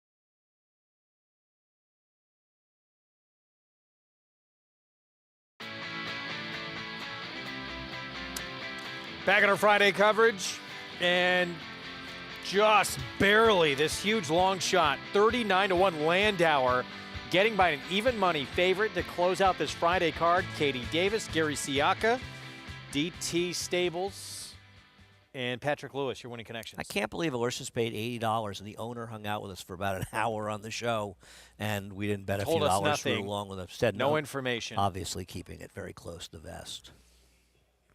Well, share the wealth. There's a man I'm looking forward to seeing. Look who's coming back. After a couple of years away in Saudi Arabia, now contract's coming to an end. Jimmy Jerkins says he is coming back to New York, plans to return in March and get back into business here. Glad to hear he did well over there, and I really feel like it'll be nice. Jimmy should get some horses coming back. Jimmy's a very good trainer. He's had a lot of success, a lot of big wins in the past.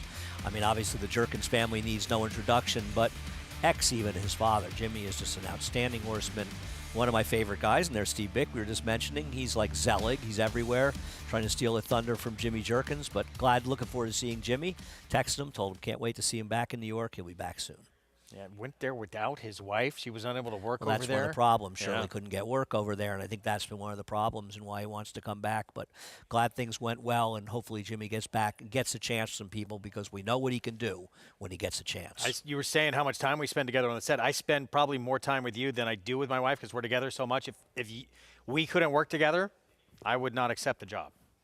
I appreciate that. It means a lot to me. All right. Now get out of here because Maggie's coming in. Now that you've said that, I can't. I really can't wait to leave. More coming up from Oaklawn. It's Katie Davis. Shocker to close out. Well, the big shocker was the price here, but getting by the short price favorite, $80 horse to end the card here on this Friday afternoon at South Ozone Park, New York. And a $230 exacta, roughly over a 3 to 4 even money shot. You ready for this carryover tomorrow? You think I'm not ready for Saturday?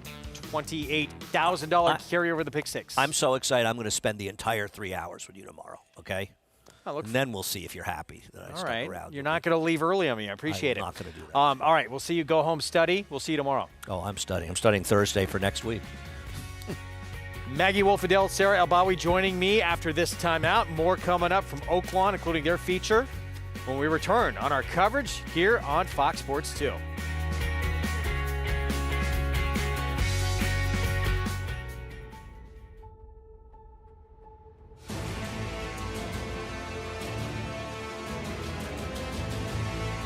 They come on for the finish in the Pilgrim Stakes. Annapolis by a head. It is Annapolis in front. It is Annapolis to win the Coolmore Turf Mile.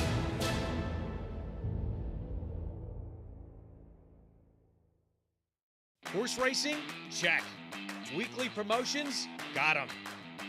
Huge payouts? You bet. With Naira Bets. Download the app today and bet on any track, anywhere, anytime with live HD horse races, betting tips and tutorials, expert picks, and more. You bet with Naira Bets. Join now for a new member bonus at NairaBets.com. The only colt ever to win 3 one-mile Grade 1s on dirt. Ran the fastest buyer of the year. That's him, 6 wide, streaking clear. Here comes Cody's 2 more Grade 1s at 7/8. Here's his forego, also running a 112 bite. That's 5 Grade 1s all told. No other son of Sire of Sires Curlin has so many. They say, be careful what you wish for. We agree. Racetrack Television Network brings you every race, from every track, on every screen, every day.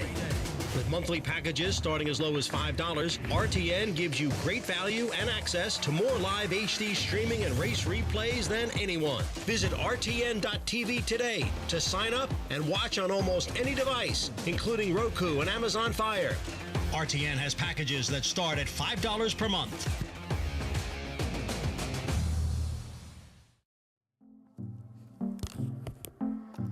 Coverage continues here on Fox Sports 2 on this Friday afternoon. Thanks for spending part of it with us as you watch America's Day at the Races here, brought to you in part by Naira Bets. Bet any track, anywhere, anytime.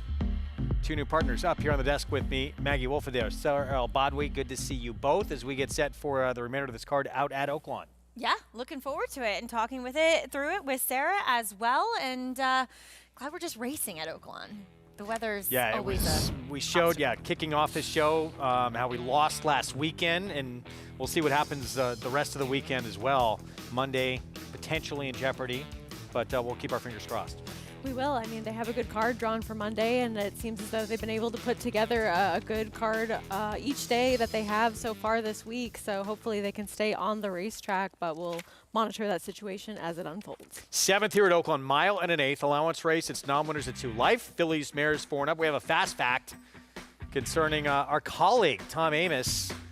4 wins in 9 starts of dirt route races over the last 15 days. That is second best in all of North America. I told Tom, I'd message him. I told him about that earlier today. He was not aware. I said, do you Sure want he a medal? wasn't. He said, I'll settle for dinner at Saratoga. Is he going to make a sign for the barn? He'll always settle for dinner at Saratoga, I'd say. And Sarah, well done to you for siphoning these fast facts out. I mean, he does have a positive ROI while doing so as well, which I think is the most important thing when looking at these. And he's doing well with this meet so far at Oaklawn, especially with the horse that we're taking a look at now, finishing second, a standout sensation who has been able to be forwardly placed and has been able to put away other speed and so game finishing second in this last start. Concerned, Maggie, at all with the fact that this horse has been on the lead at a mile and a 16th. Has come up short in both, and now is going to try and go a little bit longer? Yeah, too. And we'll see what they do with, is it Miss Hebrides or Miss Hebrides? I believe Hebrides. Hebrides. I could be wrong. And she was really headstrong last time beneath Julian Leparoux. We'll see how much pressure she applies today. Set for the 7th. Standout sensation of the 3. Let's go to Matt Ditterman. And Lyroff.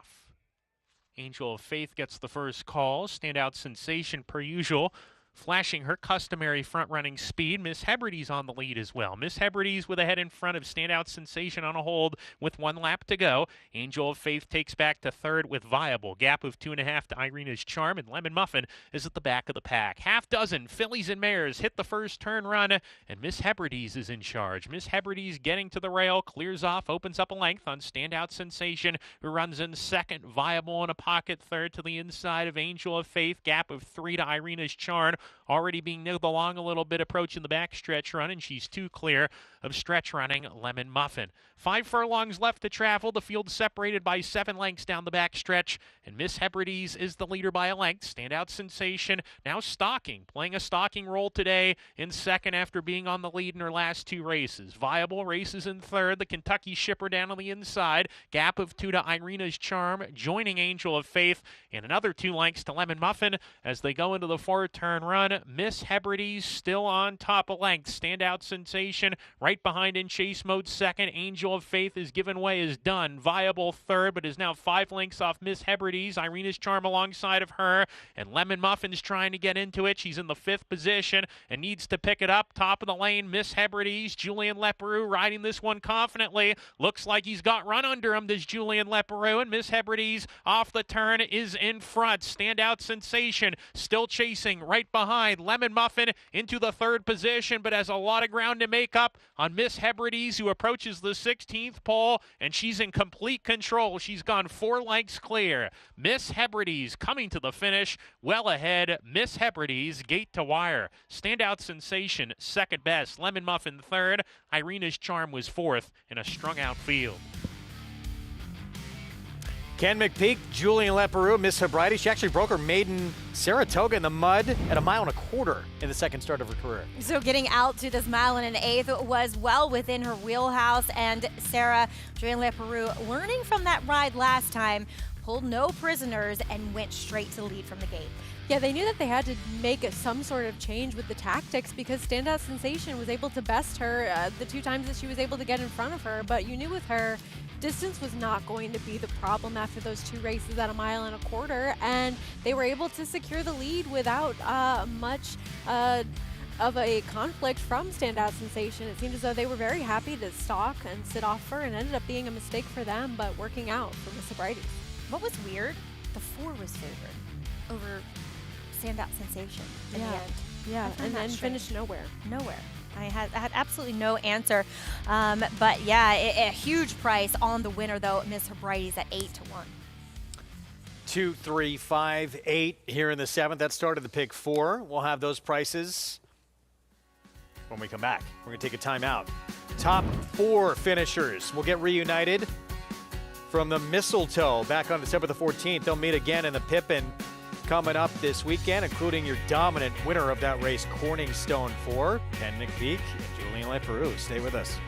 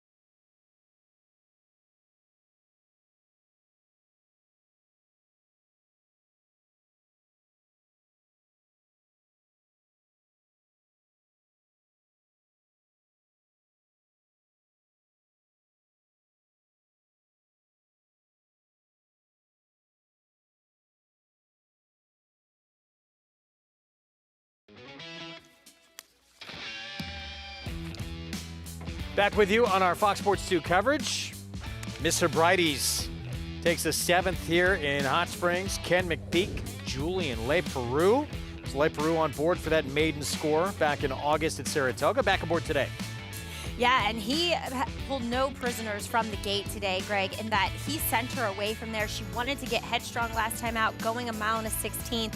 And Sarah, in the end, I just thought I couldn't get over the price on her, given there were some scratches of long shots, albeit, but 8 in hand seemed very generous. 8 to 1 seemed very generous. And I understand thinking, well, if a rival has already defeated her twice, whether she's drawn towards the inside or the outside and has still been able to show more speed than her, but clearly we know that these connections are going to think, what can we do differently? What can we do to change things up? And that's exactly what happened, and it worked out pretty easily for her. 50-cent pick 3, over $1,700. Started with Landy Craft, moving from Brad Cox to Ron Moquette, paid $33.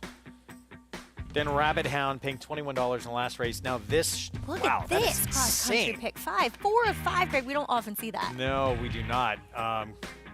Congrats if you had it. What could have been? I know. Yeah. I don't think that was any of us up here. No. But take it. You'll take it for sure. Right. And we move along. This late pick 5 at Oaklawn shaping up to be awfully good as well. If you're alive in this one, we're going to root you home. Still a long way to go. Race 8. Condition $12,000 claiming race. 4-year-olds and up, mile and a 16. 4-year-olds and up who've never won 3 or have not won a race since July the 17th, the condition. It is such a competitive field, too, I thought. I thought there were so many horses. Like, the favorite, Sarah, I thought looked, formidable, but there were some, horses that were kind of hidden nuggets in that race, too. There's a lot of horses that have some back class in terms of their prior dirt races, or maybe have a little bit of dirtied up form, and I think that your favorite's being primarily bet off of turf races. Yeah, exactly. Yeah, 2 dirt starts for the 9 has not hit the board in those 2. For Phil D'Amato, who's sending a lot more horses to Hot Springs this year. Let's take a look what's to come this weekend out at Oaklawn. Who's on drums right now? Well done. Probably Mitch. Renaissance Stakes on Saturday. Pippin on Sunday. And hopefully we get that in on Monday as well. Let's start with the Renaissance. Race 9 tomorrow. 6 furlong sprint. 3-year-old to Kale's Angel. Briefly was on the Triple Crown Trail for Peter Miller. Wound up a distant 3rd in the Smarty Jones. And 2, I don't know about you, Sarah, but watching that ride in that Smarty Jones, it was almost like Ramon Vasquez was riding him knowing that he wasn't going to get a mile and a 16. So they're right back to where this horse was successful and a big number in that Advent. He's a deserved short price favorite on the morning line as he cuts back in distance. And I know that he was soundly defeated in that Smarty Jones, but I don't think he even ran that poorly to suggest that he couldn't perhaps try distance again at some time in the future, though clearly he is excelling as a sprinter on dirt in this first dirt start to win with a buyer over at the 90s. I know that Innovator was kind of that type that was running second on repeat and finally got his maiden breaking score, but this was a dominant effort, and he showed he can stalk just off of another horse as well. Yeah, I thought so too. And he's a horse that, at least early on in his career so far, we see has gears like we saw in that Advent. And like you said, maybe down the road he can stretch out. But when you have the gears and the turn of foot that he showed in that Advent, and that was his first start on the dirt. So really establishing himself as appreciating the surface, I think he's going to be formidable tomorrow, Undefeated sprinting on the dirt. That was the only try in the Advent. That was at 5.5. We'll get 6. On Saturday in that Renaissance. Pippin Stakes, mentioned the top 4 finishers returning. This is on Sunday's card, race 9. Corning Stone was just dominant on this muddy, sealed surface, Maggie. And that's the thing, right? Is that she feels like the one who really appreciated the wet going last time, where she has a record of 3 starts on a wet track, 2 wins, 1 third. And, thinking about it, maybe some of the others didn't like it. I mean, it's wet out there. And Tax now, she is one that is coming back now 3rd off the layoff. And sometimes that is when you'll see the best effort. But a horse that I think deserves another shot here, at least coming back. And hopefully on Sunday it will be a dry, fast track. What do you think about Taxed? I mean, this is a horse that has plenty of back class going back to that Black Eyed Susan and even before that in some of her efforts at Oaklawn. And clearly, she could improve now that she is going out after a little bit of time off and having that recency starting to build. But this is a competitive group, and it seems like there are some other up-and-comers and possibly the returning even Neon Beach towards the outside. Yeah. Meanwhile, Tripolina, Chris Hartman, Ramon Vasquez will ride. Will stretch out after a few sprints the last few starts. First 2 starts of the career came at 5.5 and then 7 furlongs, both on synthetic. No, I thought Tripolina, she is very dangerous in this spot here. You look, and her best effort was, so far when it comes to at least speed figures, Beyer speed figures, it was this effort with an 87 and going the 6 furlongs, she was really hitting her best strides late here. So while it is Dirt debut too. Right. Yeah. While it's a huge stretch out and step out from the 6th to the mile and a 16th, she at least showed in that race that she should be capable of doing so. That again coming up, race 9 on our Sunday coverage. We're going to take a timeout. We'll be back. We got a lot to look forward to coming up this weekend. Pick 6 carryover too. Don't forget tomorrow at Aqueduct. But we're not near done today at Oaklawn. We'll get to this 8th race, 15 minutes away from a start when we return. We'll have the post parade coming up next.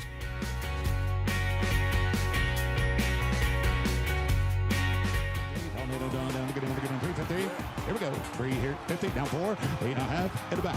1,400,000. Stands way in the back. Thank you. 1,000,005 and $1,006,000. $150,000. $1,550,000 and a half. $1,500,000. Jody, thank you. Please hold your applause.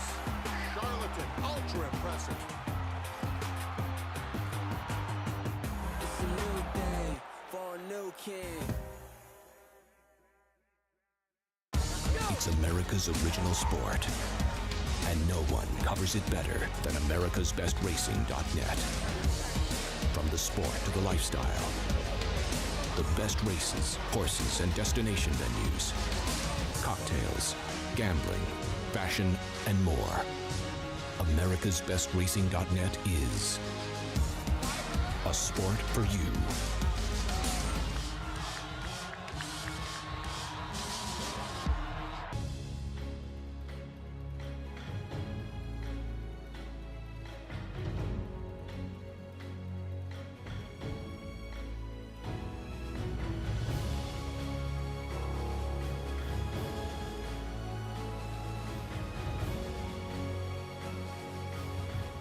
Olympiad leads American Revolution. Olympiad gets the gold in the Jockey Club Gold Cup. The brilliance of the legendary Arrogate and the speed and stamina of the sire of sires, Uncle Mo. Introducing Petulante, the first son of Arrogate to stand in New York after winning handily at first asking. Petulante! He's got a kick here, and he's going to prove much the best. He won or placed in all 7 of his lifetime starts, including the Grade 3 Salvatore Mile. Petulante, Nimbus class, Petulante! Petulante, now standing in New York. For information, visit IHDVStallions.com today. Back with you on our Friday coverage, race 8 from Oaklawn. Coming up next, and that one right there, Dr. Soulfire. Part of the stable we're going to tell you about right now. He's a parking lot king of Hot Springs, but he's made a lot of noise inside the racetrack as well, teaming up with some of the best barns in the country for some incredible wins, including the surreal experience he had beating the likes of Gamine and Swiss Skydiver with his 2020 Kentucky Oaks winner, She Dares the Devil.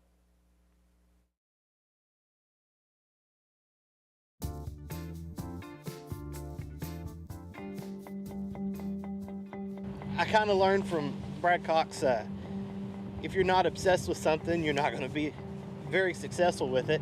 That passion was instilled in Staten Fleury as a kid when he collected money for his parents' parking lot business. The Fleurys own several lots located across the street from Oaklawn. We had quite a few owners and different trainers that would park with us that I've gotten to know over the years. And when I was younger, hey, come watch a horse run if we win, get in the win picture with us. And I just fell in love with it very early. And when I graduated college, I claimed my first horse. We won our second race, and it's kind of been downhill ever since. Staten would form Fleury Racing in 2012. At the age of 30, his triumphant horse racing moment would happen in the middle of a pandemic when his long-shot 3-year-old filly, She Dares the Devil, won the 2020 Kentucky Oaks. She Dares the Devil, Swan Skydiver, She Dares the Devil, and a huge upset. It was just a blur, honestly. Then I vaguely remember the press conference that we did. If you can just capture what your emotions have been over the last 20 minutes. Just a blur, honestly. You don't realize what you accomplished when it happens. It's looking back, man, we won the Oaks, we won the fastest Oaks ever, we won the strangest Oaks ever. What meant as much to winning the Oaks is all the people that reached out to us and said, hey, we're proud of you, we're happy for you. That was as cool as holding up the trophy. Some strange things have happened in this game. That was one of the most hyped up, head-to-head matchups, I think, really in the last few years. That Gamine Swiss Skydiver, and it wound up being that big upset with She Dares the Devil. What a moment for Staten Fleury. And she really was. On her best day, she could be very dangerous. A horse that, it was a weird year for sure when she won in 2020, but, it brought a lot of people into racing that wouldn't have necessarily been into the game because we were only sport on. And, people like Staten Fleury, modest beginnings and living the dream that he had for himself as a child living right by Oaklawn. I remember, I feel as though 2020 is the year that I watched more coverage of racing than I have in any other year, just because that's what was available and what was a present for people to enjoy. So I think that you're exactly right. It got more people interested in the game. Can we talk about the $20 parking fee, though? Greg's very upset about the $20 parking. I would be too. I managed to finagle free parking at any racetrack that I attend. So, yeah, I'm not about to pay the $20, Greg. We're going to see big chance, obviously, Staten Fleury with that horse we talked about, Dr. Soulfire in here, who pretty much being bet off. Yeah, that turf form, the only 2 starts on dirt, has not hit the board. Good opportunity maybe to beat a horse who's getting overbet here. But I will say, in his defense, those 2 races on the dirt were, as a 2-year-old, they were 64, 65 buyers, and his second start was behind National Treasure. I mean, you have multiple graded stakes winners coming out of both of those fields, actually. Yeah. I mean, you had Carmel Road in the first race, and then you had National Treasure. Mixto was in that race as well. Go ahead. Pacific Classic winner, and I think that we don't know enough about his actual ability on the dirt, but what he's being bet on, he might be a bet against because it's those recent turf races and how he really did improve on that surface. What's going to happen in 6 days? Is he going to be Older Horse of the Year? Oh, yeah. I mean, he has National to be. Treasure? It was a very limited group this year, but I would think he should be. What do you think? Yeah, it's tough. I mean, Where else in do you some go? weird universe, I would love Next to be, but yeah, you don't know, think it's going to happen. A little better in that classic. Exactly. I could make the argument for it, but Yeah. I think that at least this year we are in for, hopefully, as it stands right now, a good group of older horses. If they all stay on the racetrack, obviously Connections want them to be on the track, which is always the right place to start. Post parade coming up in a moment. We talked about Peter Miller's Kale's Angel. We're going to see in the Renaissance this weekend. He's going to send out Frost Alert, the 4 in this race coming up, who right now is on the board at 6-1, coming off a win out on the West Coast at Los Alamitos back on December 14th. Los Al races are so funny to watch because, I mean, the rail is just always dead, right? Like, the jocks stay at least 3 pass off of it. So he was wide, but that's okay there. He did take over going down the backside, so maybe in hindsight, Sarah, that was a bit of a premature move. Potentially. I mean, this is the second start for Peter Miller in here, which was a win. He has plenty of early speed. The barn has been doing so well at Oaklawn, but if you take away Connections and that last win, he doesn't necessarily look like much of a standout at all on paper versus the rest of this field. So I guess 6-1, kind of a fair price looking at him right now. Exactly, and he looks to be forwardly placed in here. Now, there's some other, speed types, but, there isn't that many, and he could be one of the ones that's on the front end here stretching out. Yeah, with Ramon Vasquez, 5-1, clicks down a notch. Our post parade here coming up in a moment, approaching the 6-minute mark to post here for this 8th coming up. Start of this final pick 3 of the evening. out in Hot Springs. We're going to start with a couple of big prices down on the inside here in just a moment. Gold Baron is going to kick things off 2 for $22. Lifetime at 50 to 1 on the board. I think he should be, Sarah. What do yeah, you think? I was just going to say gigantic prices in the last couple of starts, and I don't really see the case being made for him for today. I think that he is the price that he should be, if not potentially higher. Shortest price he's actually been in his last 3 starts. There he is. It looks like he's on his toes at least. Yeah. I mean, that's a good sign, I suppose. Corridor, this is one who could try and pressure the 4 up front, stretching out. Yeah, you would think has shown a little bit of early foot in those longer races. It has rattled off his last 2. Now they're trying to stretch him out again. Good Luck Magic actually broke his maiden going gate to wire in a stake sprinting. He seemed like he was going to be a decent sprinter for Brad Cox, but not really showing any of that 2-year-old form since then. Or I should say just won a stake. He broke his maiden first time out. Here's Frost Alert, Peter Miller. Yeah, and this horse coming in from the West Coast, definitely a major player. Euclid Avenue, 22 to 1 with Chelsea Bailey.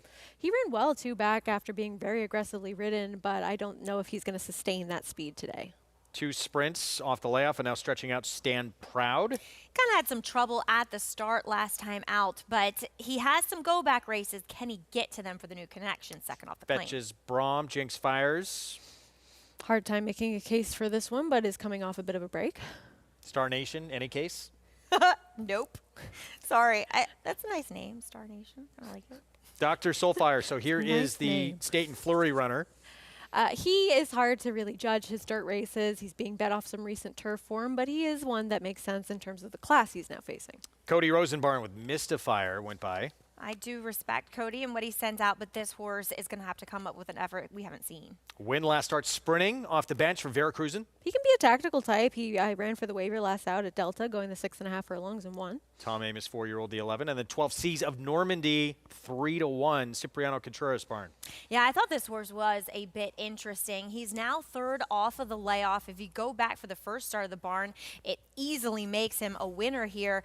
He needs to try to get forward position, albeit from that far outside post with Manny Esquivel. All right, 4 minutes to post here in this 8th. We've just been given news about the Monday card. Martin Luther King Day at Oaklawn has been moved now to Thursday because of frigid temperatures in Hot Springs. It looks like the entire South is getting inundated. My husband has horses in New Orleans.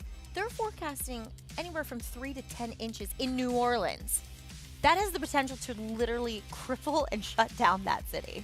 I remember just even briefly living in Kentucky how unprepared people were for snow there. So I can't even imagine going further south and what kind of lack of comfort Facilities. people really Yeah. have with the kind of conditions, as well as just having the means to really deal with them and make the road safe. So it ends up being a situation where you do have that pause in everything functioning once you get weather like that. Including the racing. All right, so everyone, make preparations if you're out in Hot Springs for that cold weather system coming in. No racing Monday. It'll be moved to Thursdays. We just told you as we get back to this 8th race coming up. And I'll look at the 11.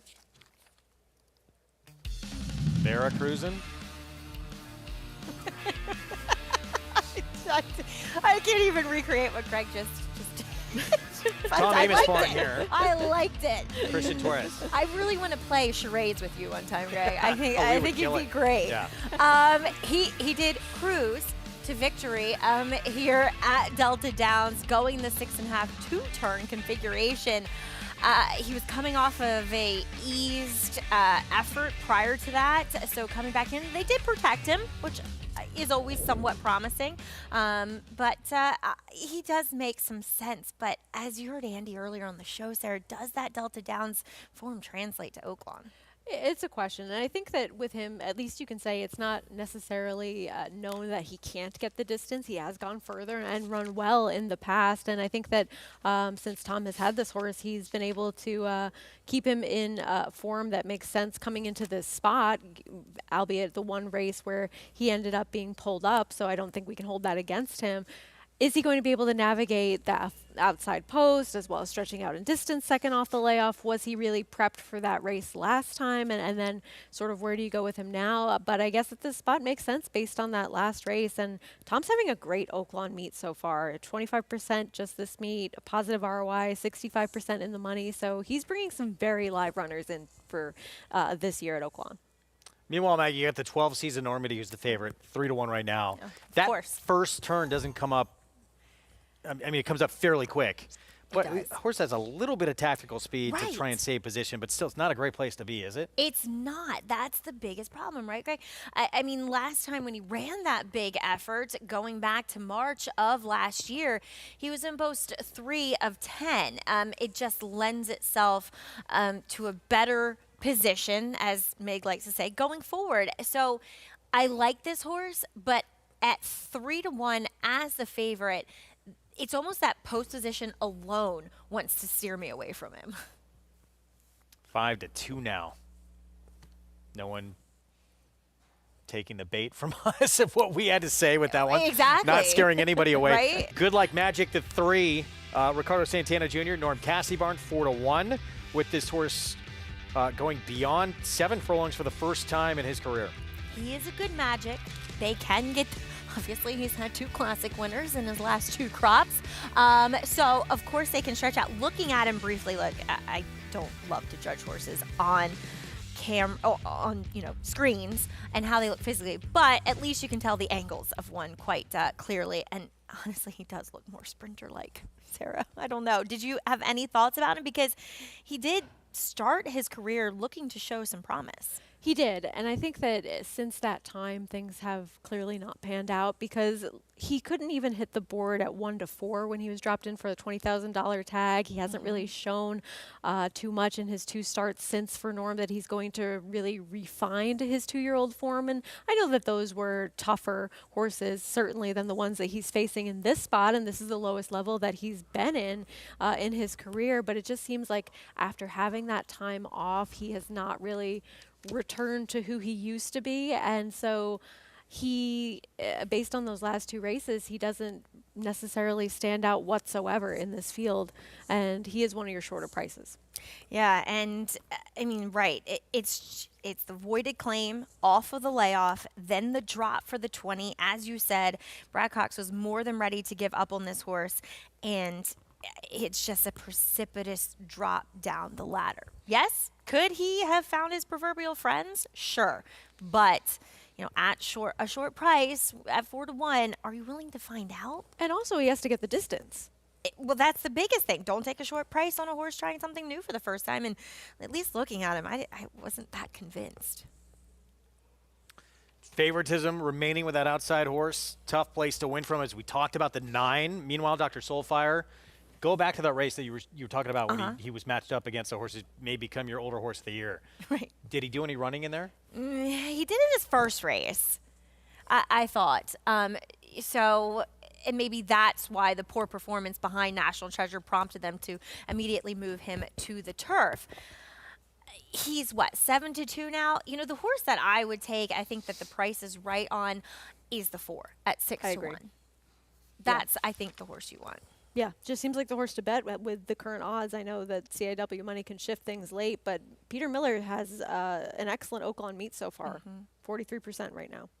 Yeah, from limited starters. 6-1. Frost Alert. Ramon Vasquez. We're set for the 8th. Let's go to Matt Dinnerman for the call. Waiting for Seas of Normandy. Goes it. We're ready to go.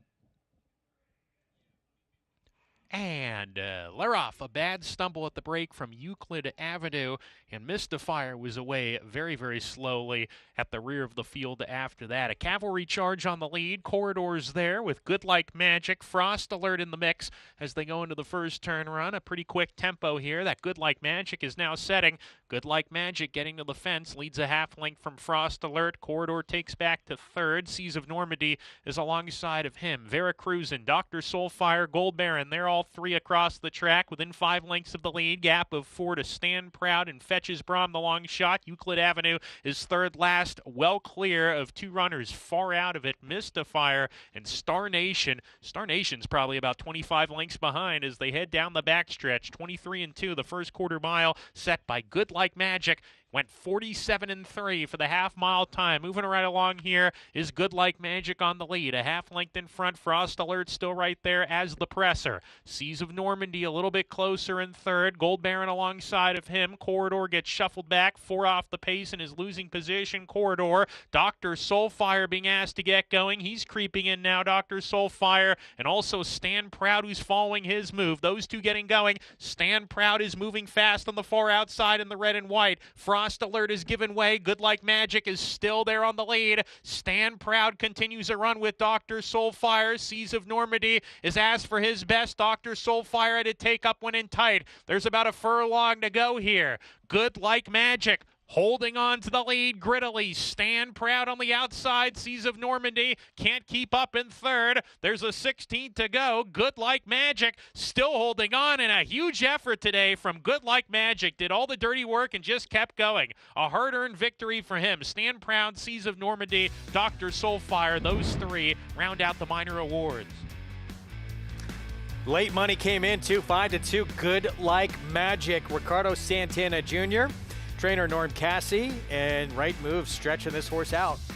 I didn't see it, but well done to Norm and Ricardo Santana for getting the victory here. And there are a lot of horses that looked as though they were going to swarm him. You saw the 6, Stand Proud, revving up his engines on the far outside. The 9 was in tight, and then the horse that was toying with favoritism as well, the 12, Seas of Normandy, they just never could get by this horse. No, and this is gate to wire winners in the last 2 races, so maybe this is going to play favorably towards horses that are just able to really get themselves on the front end and keep going. And this was the lowest level that he had ever faced in terms of company, but he did have a lot to overcome in terms of really finding a race that was productive for him, because he just had not shown much lately, but able to drop in class and take them on a merry chase. And who owns 8 riding titles in Hot Springs, aboard for the win, Ricardo Santana Jr. For Norm Cassie, taking this 8th at Oaklawn again, 5-2. Good Like Magic. Prices when we come back. And a young star on the rise. Certainly has that pedigree. Keith Asmussen continuing to impress. We'll have his story when we come back.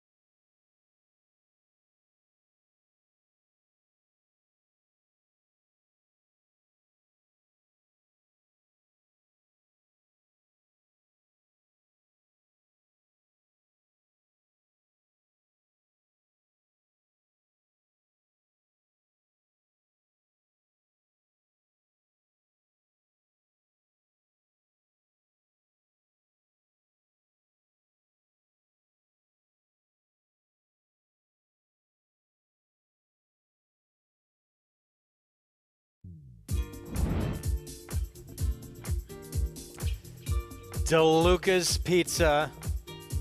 One day I will get there. I know, poor Greg. For me, I'm going to go for the pizza. I'm going to stay for the racing. There you go. And the meatballs, you have to get the burger. It is the hidden gem on that menu. And, I mean, it's also a scene, but the pizza does back it up. I will say that. I mean, we're tough critics being here in New York of pizza, and it definitely fits the bill. I think Stand out. We're gonna have maybe we'll get some reviews when Barstool you go there next did week. one. Did you know he did do one? Dave Portnoy did one out there. Good Like Magic with the win in the 8th. Ricardo Santana Jr., Norm Cassidy team up. Look, I didn't necessarily see it with this horse, but sometimes the best hop is the drop, and this was the lowest level this horse had been running at, and he answered the distance questions with an emphatic win here. But as you said, Sarah, could have been the track. I think it remains to be seen. I mean, we are seeing some horses just go right to the front and able to sustain that speed, and he's one of them. Seemed like a couple were going to make some moves and ultimately flattened out and didn't really have much in the stretch. But look, if you liked this horse, I get it. He had certainly faced some of the better horses over his last several races and had some of the faster numbers coming in just a long time ago. First time going 2 turns, and Good Like Magic gets that win. $7.60 for the victory. 3rd win. 9 career starts. Stand proud, Dr. Soulfire for State and Flurry. Winds up 3rd in that spot as we move on to race 9. 2-turn mile. Allowance optional claiming field. 4-year-olds and up. Dymatic right now taking a lot of attention. Steve Asmussen with a familiar face in the irons for him. His son, Keith, will ride. We're going to tell you more about right now. He obviously has an exceptional pedigree, but Keith Asmussen did not get the benefit, like almost every other rider in this sport, of learning his trade while being afforded an apprentice allowance, which makes his rapid rise even more amazing. In a short time, the son of the winningest trainer in North American history has become a fixture on the Oaklawn circuit. Such a privilege coming from a family of jockeys that they understand the trials and tribulations of being a jockey and what it takes mentally and physically. When I first started, I wanted to ride one race more than anything, and this kind of snowballed into something that has blown my wildest expectations. And it's Ian Glass fending off all the challenges, and he'll prevail going away too. Today, the Asmussens are better known for training thoroughbreds thanks to the accomplishments of Keith's father, Steve, who was the only trainer to win 10,000 races in North America. It's impossible to explain how much fun it is. I mean, I've been unbelievably blessed in horse racing, and I think a lot of it is, growing up, my dad rode, and then my older brother rode and stuff. So the excitement of that, and then to get to relive it with your kids is unbelievable. I imagine he's got an immense source of pride from it, given that he is, other than horses, taught me about everything I know. Grew up around the racetrack, handicapping races. Hometown Arlington, Texas, 20 minutes away from Lone Star Park. Obviously infatuated with jockey as a profession growing up, just having known my father and my uncle and my grandfather, who were all jockeys. Keith Asmussen's mother, Julie, was an accomplished rider in her own right.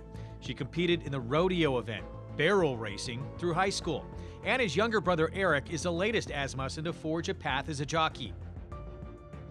Keith and Eric have already ridden on the same card at several racetracks, just like their uncle and father did at Aqueduct in the 1980s. It was always, a dream, but I would go as far as saying like a pipe dream of being a jockey. Probably 7th grade, I was about the same size I am now, so I thought I was going to blow right by it. It was Keith's height and weight that steered him towards a more typical career path after graduating from high school. Applied to the University of Texas, and I got in their business school. I'm an accounting major. I have a 5 years master's degree in professional accounting. And it wasn't until my junior year at college, when COVID hit, 2020, that when classes went online, I came to work here at Oaklawn, because I'd already, poked my father quite a bit about, is it possible I could ride a race? Before I even rode, my parents made me promise that, once you start, you're not going to want to go back to school. You got to promise you're going to go back to school. And I kept that promise, and I went back for 2 more years, and I got my degrees. And as soon as I graduated, I went straight to the racetrack. Ribbit! has won his 3rd straight, and Keith Asmussen has an Oaklawn Stakes victory. Keith James Asmussen is named after his grandfather, the family patriarch, who rode quarter horses for 38 years. In fact, grandfather and grandson both won a race for Hall of Fame trainer D. Wayne Lukas 54 years apart. These two to the wire, Papa Rocket. I love being a jockey. It's such an incredible feeling. There's nothing like the feeling of being on top of a thoroughbred racehorse at full flight. And you know, when you add the art of race riding, it was such a spectacle watching it growing up and just being so attracted to it, and then being able to actually do it, it's beyond words. He's made quite a splash. He seems very cerebral, too, I guess, growing up in the sport. You're going to know it pretty darn well when your dad's Steve Asmussen. Well, when you have a master's in accounting as well, I would hope you're cerebral. But Keith, you're soft-spoken, but very intelligent, and did the right thing. I think you might be the only jockey, Sarah, that actually made good on that promise to stay in school to their parents. It might have been. I think that he is one that we saw the rise and the acclamation that he had to really riding some top horses last meet, and I think that taking those steps forward to just improve at such a rapid rate was really incredible to see in real time, because as mentioned in that feature, he did not get the weight allowance that many others do. Yeah, exactly. And as we were trying to determine how tall he was, he's tall, no matter which way you look at it. He's very tall for a jockey. Yeah, which does not make his job easier, No. maintaining weight either. Looks like he is on the horse to beat for Dad in this race coming up. We'll talk more about Dematic here in a moment, who right now is your 9-5 favorite. That's the one Keith Asmussen will ride when we return. 4-year-old looking for the 4th win of his career and coming off a stakes victory last time out. We'll have the post-break for the Friday feature from Hot Springs right after this.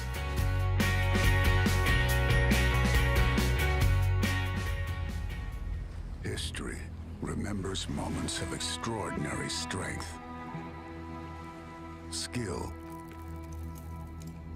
and determination. True greatness is forged by those who fulfill their destiny.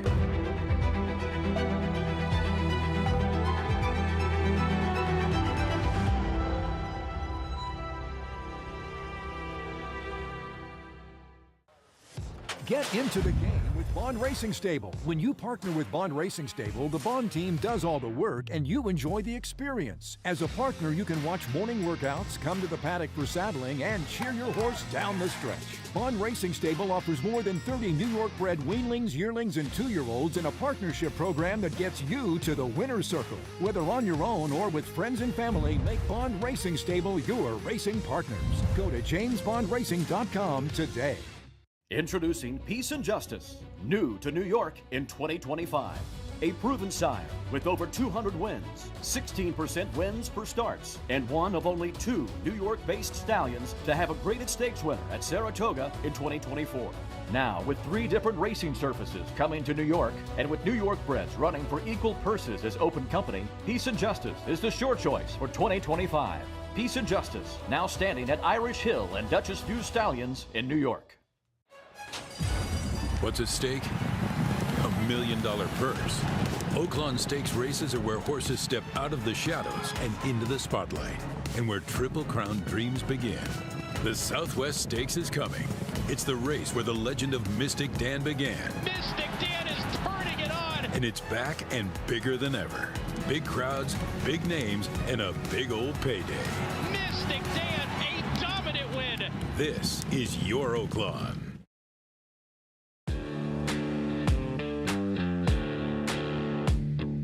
I love this stallion barn because this is where we house all of our stallions.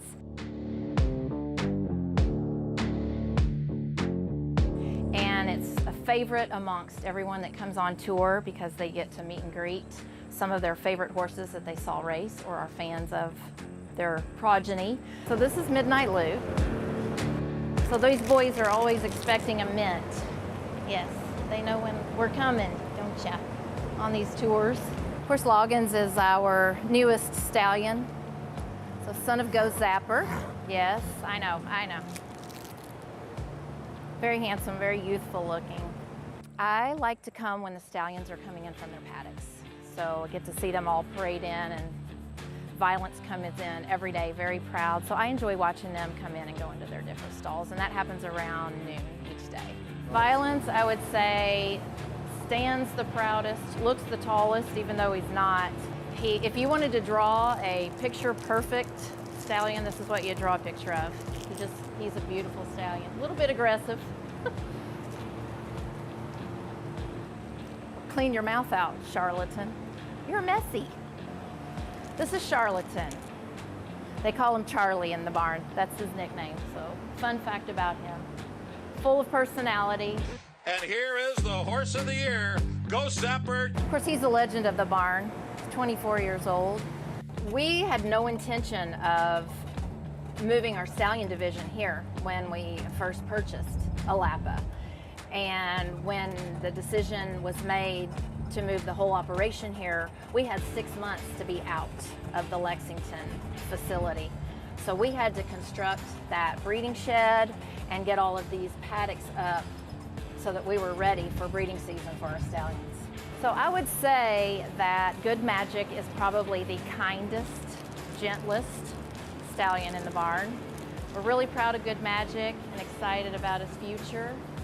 Of course, he had Mage win the Kentucky Derby in his first crop. We look forward to everything that's coming up from this guy.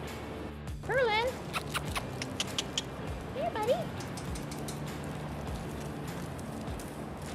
Hi, handsome.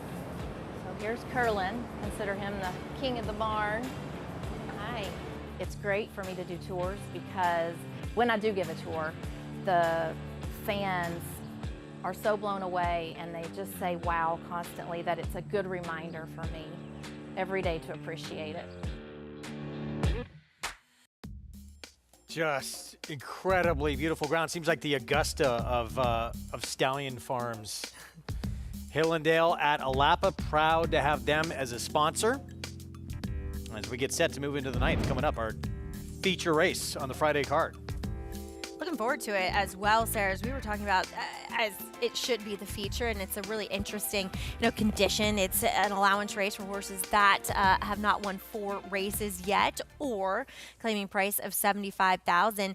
And it's a race that seems, at least on paper, to feature a lot of speed types. I agree, and this is a stakes quality group, and many of these either stakes winners or graded stakes placed, or both in this group. And I agree that it does seem like we are going to see plenty of horses that want to be forwardly placed, and I think a big question is speed bias going to be one of them, coming off of that big break that we see for him, a horse that is kind of under the gun from the rail. And all that being said, too, it would at least look as though it's going to set up beautifully for the current favorite, Greg, Timatic. Yeah, 3-2 right now. Horse coming off, as we mentioned, a stakes win. This will be the mount for Keith Asmussen for Dad. And here's that Zia Park Derby victory last time out. And Sarah, I thought, he may have been best, but he also got the most ideal trip. And to be fair, to his credit, he was kind of brave, bullying his way through horses, splitting them mid-stretch here with Jose Ortiz aboard. But he really ran on with big strides late. And a horse that they obviously had high hopes for from the beginning, as once he broke his maiden, they stuck him in the Rebel. They tried the Arkansas Derby. They had to regroup. He got a win. And then maybe this last race was a step in the right direction, as now he makes his first start as a 4-year-old. And first win over a fast dirt track, as well as those 2 prior victories that come over one that had some moisture in it. Certainly had run well on a dry track in the past, but now showing that he can get that victory as well, and his career best.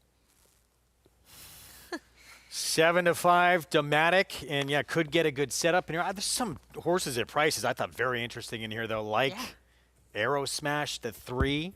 Sneaky good race, couple back. Yeah, double-digit odds right now. And I mean, dispose of Phil Bauer at your own peril. I mean, this is a guy that it just feels as though wherever he goes, he wins races. He was on that big run at Saratoga when this horse had that win with a 90-buyer speed figure, and he had fast races in the past as well, so it's not as though this horse was able to get that big victory when the barn was just really hot at the meet. Limited starters at Oaklawn over the past 5 years, but certainly a horse that is absolutely capable of winning and is a big price right now. Warrior Johnny, for those connections we're going to see this weekend at Fairgrounds on that terrific Saturday card. What's a really fast filly that's a little bit quirky? Too Sharp. Too Sharp. Oh. Thank you, Sarah. When you get old, you start to forget their names. Here is Speed Bias, another major player from the inside, Ron Moquette. Ron Moquette off to a hot start at Oaklawn this meet as well, has plenty of back class. Classic Car Wash, Mark Casse trains. Speaking of sensational meets, Mark Casse here at the current Oaklawn stand, 42%. This horse second off of a layoff. There's Aero Smash we were just talking about for Phil Bauer. I think he tops out at wanting the mile distance, likes to be forwardly placed. Ken McPeak, Julian Leproux, Dennington. Could not overcome a slow pace in front of him last time. He should get a faster one today. Here's Pat's Property with apprentice Tyler Bacon. Another one that wants to be forward, and I think his current price speaks to how good the rest of this field is because he's a solid horse himself. Winamac Avenue. Does come out of a race, actually, that featured two next time out winners, albeit at Hawthorne, though he had no response to them. Yeah, big win, though, last meet. 2 starts to go at Oaklawn. Dematic just went by 3-2. Yeah, I think a deserving favorite given the race dynamics. Norm Casse will be going up against Dad here with Hero Status. A horse that has some of the faster numbers out on the West Coast and certainly has plenty of California speed, too. And anything positive with the 10 here? Is a half-sibling to Happy Is a Choice, who is a multiple stakes winning dirt, albeit sprinter, for John Ortiz. Right off the claim, they go straight to the dirt. It's a dirt debut, too. Exactly. Interesting at 30-1 outside. You can play this race, all the action that we bring you on the program every day, and much more by getting signed up with NYRA Bets. That offer, you saw it, $200 deposit match sign-up bonus when you punch in that code at sign-up, bonus 200, and bet any track, anywhere, anytime at nyrabets.com. So let's look back to the inside, and on a day where speed's done well, maybe the hunch play. Is he fast enough, though? That's my main concern about him, because at least naturally it almost feels as though Pat's Property, a long shot, could actually be faster. But Rafael Bejarano has to go from that inside post position. It clarifies things for him being on the rail. Now, he does get to run on Lasix, but it's not like that's had a real impact on this horse in the past, though. He did win his first start as a new gelding, and then I suppose something went amiss in the Cornhusker. Over time, a horse that has been able to run low 90s, high 90s, even triple-digit buyers in the past, this is not the best form in all likelihood Speed Bias has ever been in that he's coming back in, and he's never been offered this amount of time in his entire career so far. So clearly something went amiss in that Cornhusker for him to regress that much, finish so poorly, and then have this significant of a layoff. But the good Speed Bias is going to be awfully tough in here. I just question if we're going to see his better form coming back into this spot. I think he's still been pretty good. The layoff is a major question, isn't it? And the rail for him as well. I know that he can be that type to not necessarily need to secure the lead to run a good race, but there's plenty of other speed in here. It just seems like there's a lot going against him in this spot to take 7-2. Yeah. Right. The dynamics just don't seem as though they're really going to be in his favor. And this is a horse that has disappointed multiple times at a short price. Not that he's, the favorite today, but he's going to be one of the choices. This one, and with an apprentice rider too, wants to be forward. Pat's Property. You had brought this one up, Sarah, with some very good form. Shows you how tough this race is. Big price, but this horse has ability. He does, and this is kind of your solid allowance type, but this is a stakes quality field that he's running into, and so for this horse on paper to look like he needs to get faster, I think that just says so much about the types of horses that he's facing, and also against it from dynamics because there's other speed. 7-1 on this horse, Ken McPeak, third off the bench, and a horse who could benefit Maggie from all the pace in here. Right, but I think this race is going to give us a true indication of how the track is actually playing. If we see those speed horses kind of sticking around, and obviously it's always a big if everybody goes that's supposed to go in here to ensure that more rapid pace. Can a horse close on this racetrack? Dennington is that certifiable closer that does need that pace to come back to him, where last time he was wired by Osborne on the front end. Got away with really slow fractions for Oaklawn Park, especially going the flat mile. So Dennington's a horse I've always had interest in. I just, we'll see what he gets today. So the way it's been playing today, we've seen Speed do very well, obviously. And I'll ask it to both of you. I mean, do you look at this field potentially? Is Aero Smash the 3 maybe the quickest in this field who can get to the front? Who do you think it might be? I think it's Pat's Property. I'd agree with that. I think it's With going. Pat's Property? I think I agree, and I think it's going to be a lot about intent in here because there's a hero status in there that could be on the front end. There's a speed bias that could be on the front end. There's a version of Aero Smash, and there's a version of Pat's Property, and I think it'll just be up to these riders of who really, really wants to be the one to secure the lead. And I agree. If we have a true fair racetrack, I think that Dennington's very interesting because the pace was so slow last time, and I think that he's one of those horses that runs a lot better on Lasix, which he does get again. He had things go against him last time, trying to make that move inside where he's getting into traffic and nobody at all is making up any ground in that race. But if this is a racetrack where you're not really seeing horses make up ground, then things are against him yet again. The one thing I'll say about Dennington is I just wish he had a little bit more energy in the warm-up. He was really off the bridle, just barely got out of a trot. So we'll see how he does here. And, getting back to Pat's Property with intent, it feels like always when you put an apprentice rider on a speed type, their intent is to go. Yeah, and I think that's exactly what we saw last time with this same rider going right to the front end with this horse, and he ran well. It didn't work out. He was able to set a clear lead in there and ultimately ended up fading, but that was also his first start since July. Yeah. 3 and the 6, though, both have sprint speed. They could make life very difficult on that horse trying to get to the front. We'll see how it plays out. Both those horses, prices as well, and I guess – gosh, 7 of this price has not moved really much on Dematic. Do you feel 7 of 5 is awfully short? I mean, the resume, he's been in tough races. I didn't feel like his races were that much better than a lot of these. Did you? Well, I suppose he's the one with the upside, right? He is the newly turned 4-year-old that hinted in his last start as a 3-year-old that he hasn't maybe reached his ceiling yet. And I think that's why people are gravitating to him. Obviously, Steve Asmussen hasn't gotten off to the best of starts at the meet, but consistently, a lot of times the bettors at Oaklawn, they remember who always wins. And I feel like they bet horses that come from this barn. The bar is so high when you're the winningest trainer in North America that it appears on paper that he's off to a very cold start this meet because so far he's winning at 8%. He's 6 for 73 with 25 in the money. And for the standards that we have for this trainer, this is not really getting off to a hot start. And go ahead, finish. I was just going to say, this is a horse that needs to kind of take a step forward if many of these older horses with a lot on their resumes refine some of their better races. And they don't necessarily need to refine their best race by any means. I think you look at Steve Asmussen, he had several years where he's had 550-plus winners. The most amazing stat, you look at his numbers here, how many horses he sent out last year. That is insane. It really is, and it's always insane. Like every year. 2,288 horses. I mean, you think about where he has horses. I mean, this is a horse that last ran at Zia Park.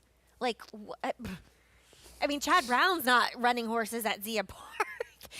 He is so enthusiastic about the game, and he has been good about delegating and having all those different strings throughout the Midwest, up and down the East Coast. So it's really no surprise. And two, he's not a guy that's afraid to go in for himself. He claims a lot of horses for Steve Asmussen. 6-5 favorite, father and son here. Steve and Keith Asmussen teaming up with Dynamic, coming off that stakes victory in the Zia Park Derby. See if he does get that pace set up in this Friday feature. 2-turn mile coming up. Let's go to Matt Dinnerman for the call. Hero status is in, one back, Myra's Boy to the outside post.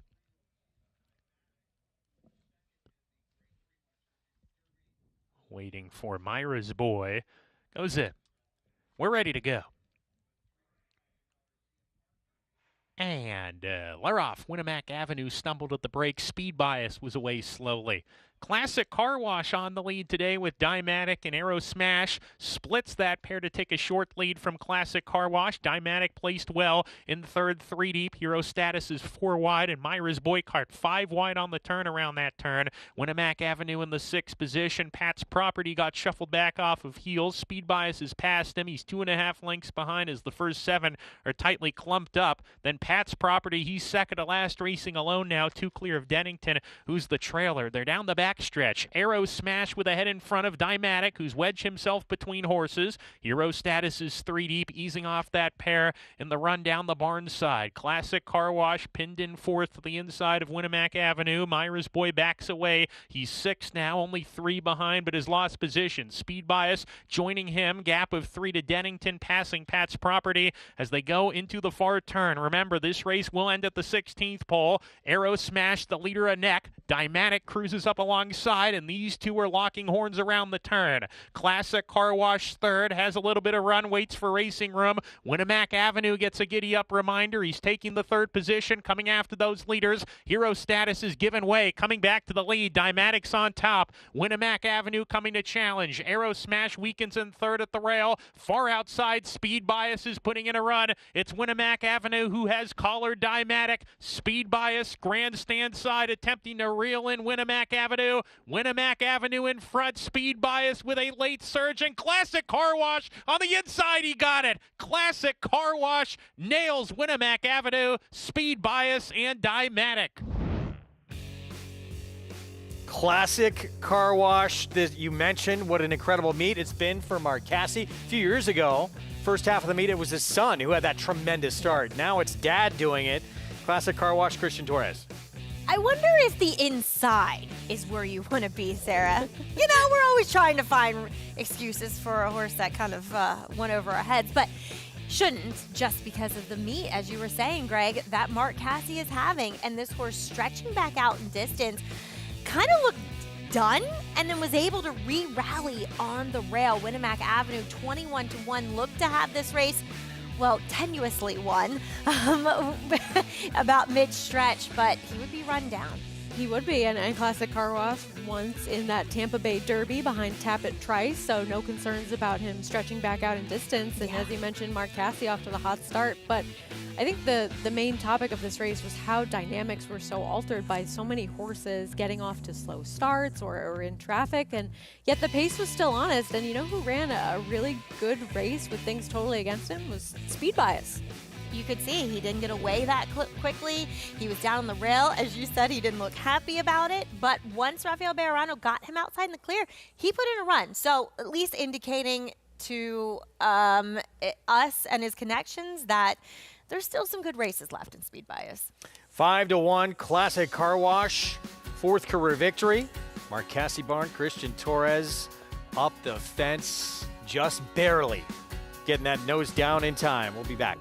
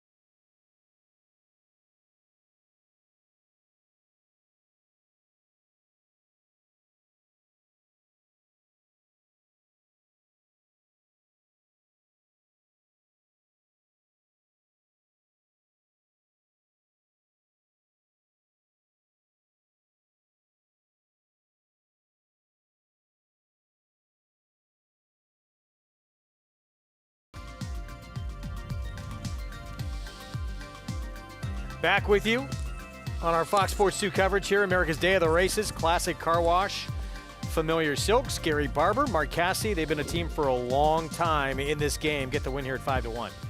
Up the rail as well, Christian Torres guiding this horse to victory. We saw Aero Smash contesting the early lead, weirdly with the favorite Dymatic. We weren't expecting to see Dymatic up there. But he's going to take his position here mid-stretch, Sarah, and he's going to be resolute in getting the victory.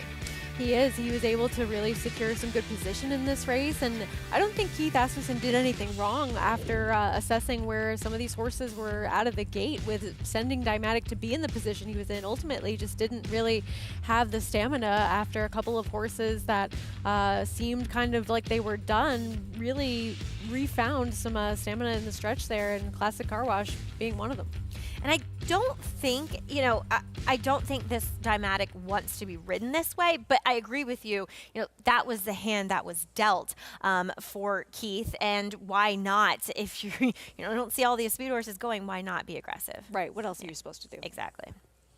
Classic Car Wash 5-1 with the win. Nightcap still to come on our Friday coverage, and here it is. Arkansas bred runners, allowance optional, claiming 6 furlong sprints. Coming up with the 2. Betty's Cash right now the favorite. Speedster, who's a 4-time winner. A winner 2 starts back at Oaklawn to end the meet last year. I thought consistent type, that's consistently a speed type, Sarah. And, Luis Quinones and him should just play catch me if you can. Yeah, it seems like this horse is going to be on the front end, especially following that major bullet drill between starts, last one and this one. You don't often see that with a 6-year-old. No. The bullet drill. Best of 170? Yeah. All right, cool. I think they're going. Yeah. Road to that first Saturday in May. Picks up again this weekend through New Orleans. At the fairgrounds. Grade 3, LeCompte. As we take a look at the schedule. On the road to Louisville, Southwest. You'll be there live for that coverage? Yes, along with Lafitte, Pinkai, and Richard McGlory.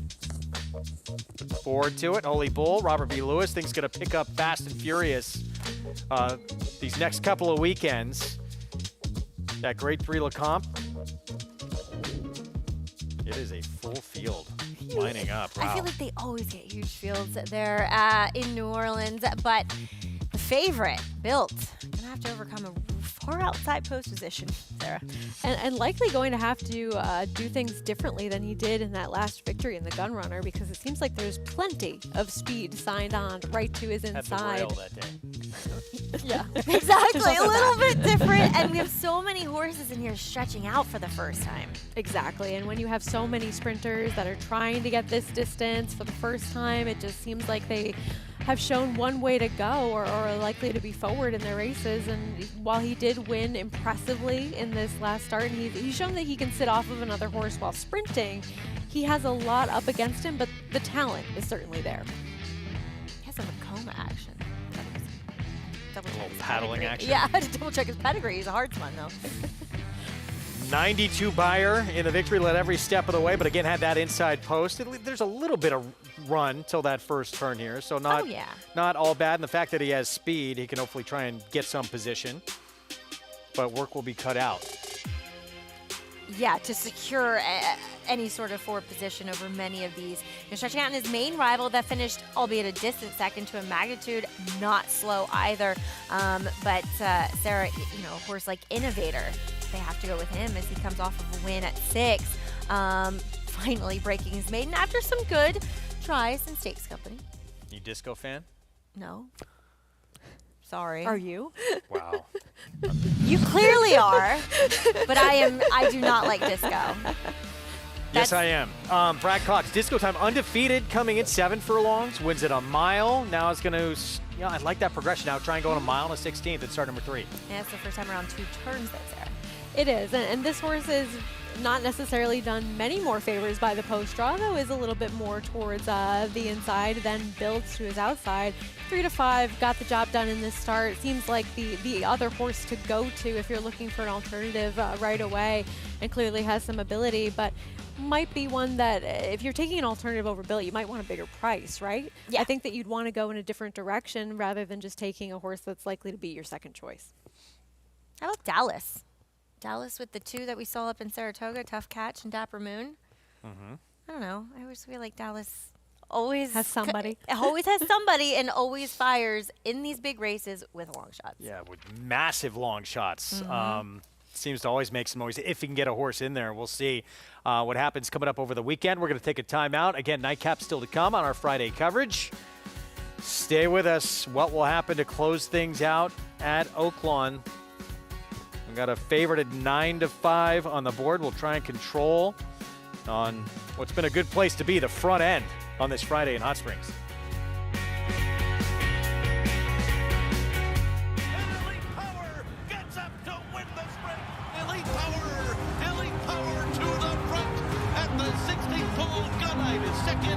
But Elite Power is moving clear and going to take the rear dirt sprint by a widening margin. 5-5 all evading at 875 down 900 and 900 pounds. And Elite Power does it again in the Breeders' Cup sprint in 108.34. The power of Juddmonte.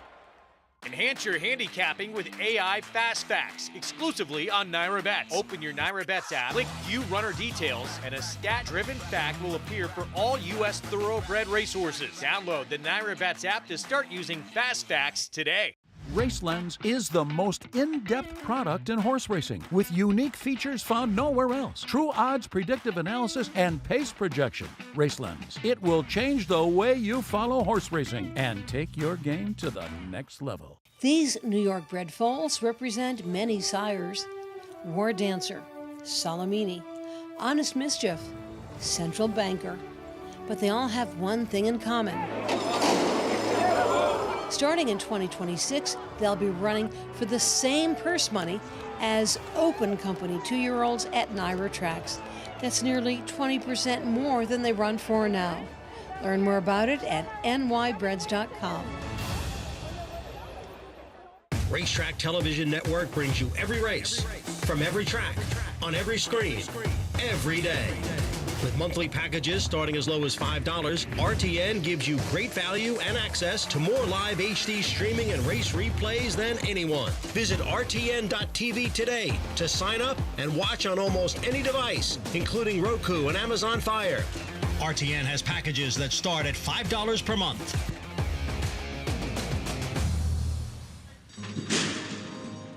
Most horses retire at 4, 5, 6 years old, but they can live to be 30. Every stake that races needs an aftercare foundation.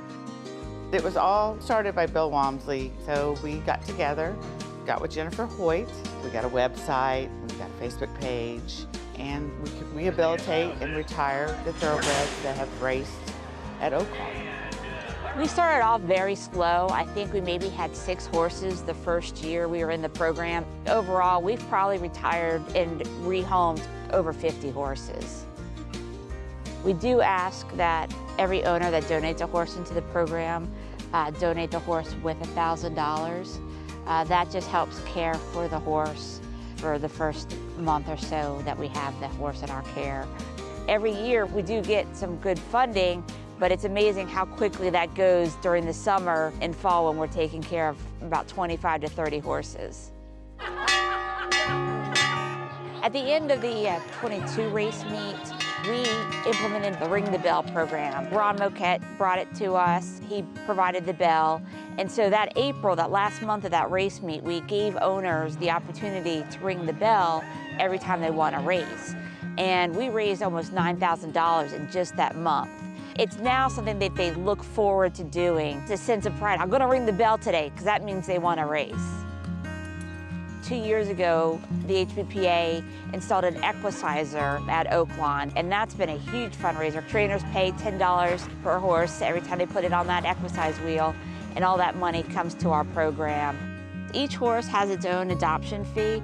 We usually set that based on what the horse will be doing in his second career.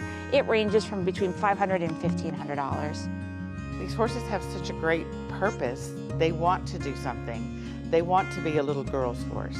They want to be ridden. They want to trail ride. They want to event. They want to be a hunter jumper. They want to do something else. And it gives them an opportunity to live a long, prosperous, wonderful life outside the racetrack. But we need that resource everywhere so a person can responsibly retire their horse and have it taken care of.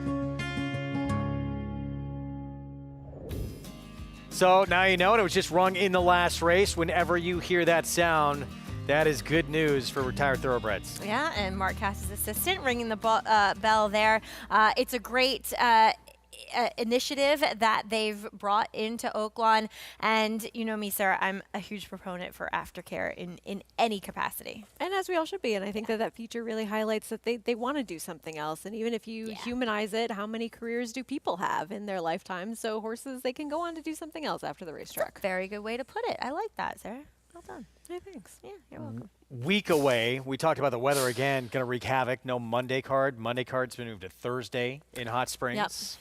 Which is giving DRF problems on my end. Banishing will suit up with a few more days rest, trying to win 3 in a row. Yes, with a career best 103 buyer last time out, an allowance company. David Jacobson, it feels like since he moved away from New York, Sarah, his horses are unstoppable. I mean, he did not have the best meet at Oaklawn last year, but it seems as though he's really changing that around this year with the stock that he's bringing there, and this horse is in great form right now. This horse has been able to put progressively improving efforts back to back, and a deserving morning line favorite, but I think that this is going to be a tough test in comparison to some of the fields that this horse has faced as of late. So winner only try at Oaklawn. Huge number last time out. Are you a believer at all sometimes in the bounce theory? Not when they, kind of progressed that way. Yes, he could bounce, he could regress from that number, but does he really, have to run that number to win here? He can run his 95 before he still wins. I think that's a great point. Of a Revolution, meanwhile, 4-1 morning line. Saffie Joseph Jr. I've always liked this horse. Coming out of the Ring the Bell. Yeah, and a horse that was able to win off of that extended layoff of nearly 2 years, Sarah, and came back and kind of ran the same figure behind Happy as a Choice last time out. And look, he's going to hope for some pace in here, and it's kind of a weird race. Is there that much pace for a sprint? Yes and no. I mean, I think kind of a weird race where there's like no clear-cut speed. I think that's fair to assess in here because we don't really see the types of speed horses that were forward in their last races as being potential pace players in here. Certainly Osborne being one of them who we had just talked about, able to set that very pedestrian type of pace. And then I don't really know that this horse is going to be forward in here. And I agree with you. It's going to make things difficult for somebody that wants to try to make up ground in this race. So, and Osborne's cutting back. Right. He's not. That's exactly what I'm saying. He's not going to be anywhere near the lead in this spot versus his last race, which wasn't even that fast up front. We talk about banishing that big performance last time out. Another horse coming off a huge effort, getting back to sprinting. Maggie for the first time in a while, and at Oaklawn, 97 buyer in this win for Wendelson. Yeah, and making his first start for the Chris Hartman barn. So it was an angle that you kind of need to pay attention to, and had some trouble and was able to overcome it at least early in that race, and a horse that was turning back from those California races. So it's an interesting race there where I think dynamics are going to play a instrumental role. I agree. And I think that a horse that I don't necessarily love to win, but who's not going to be 15-1, Booth, who has been favored in every single start. He could be since his maiden breaking score, where it was the only time he wasn't the favorite when he won. Well, there you go. Now you'll get hopefully 15-1 on him. Thank you, Greg, for letting me look at your paper version. Of course. I appreciate that.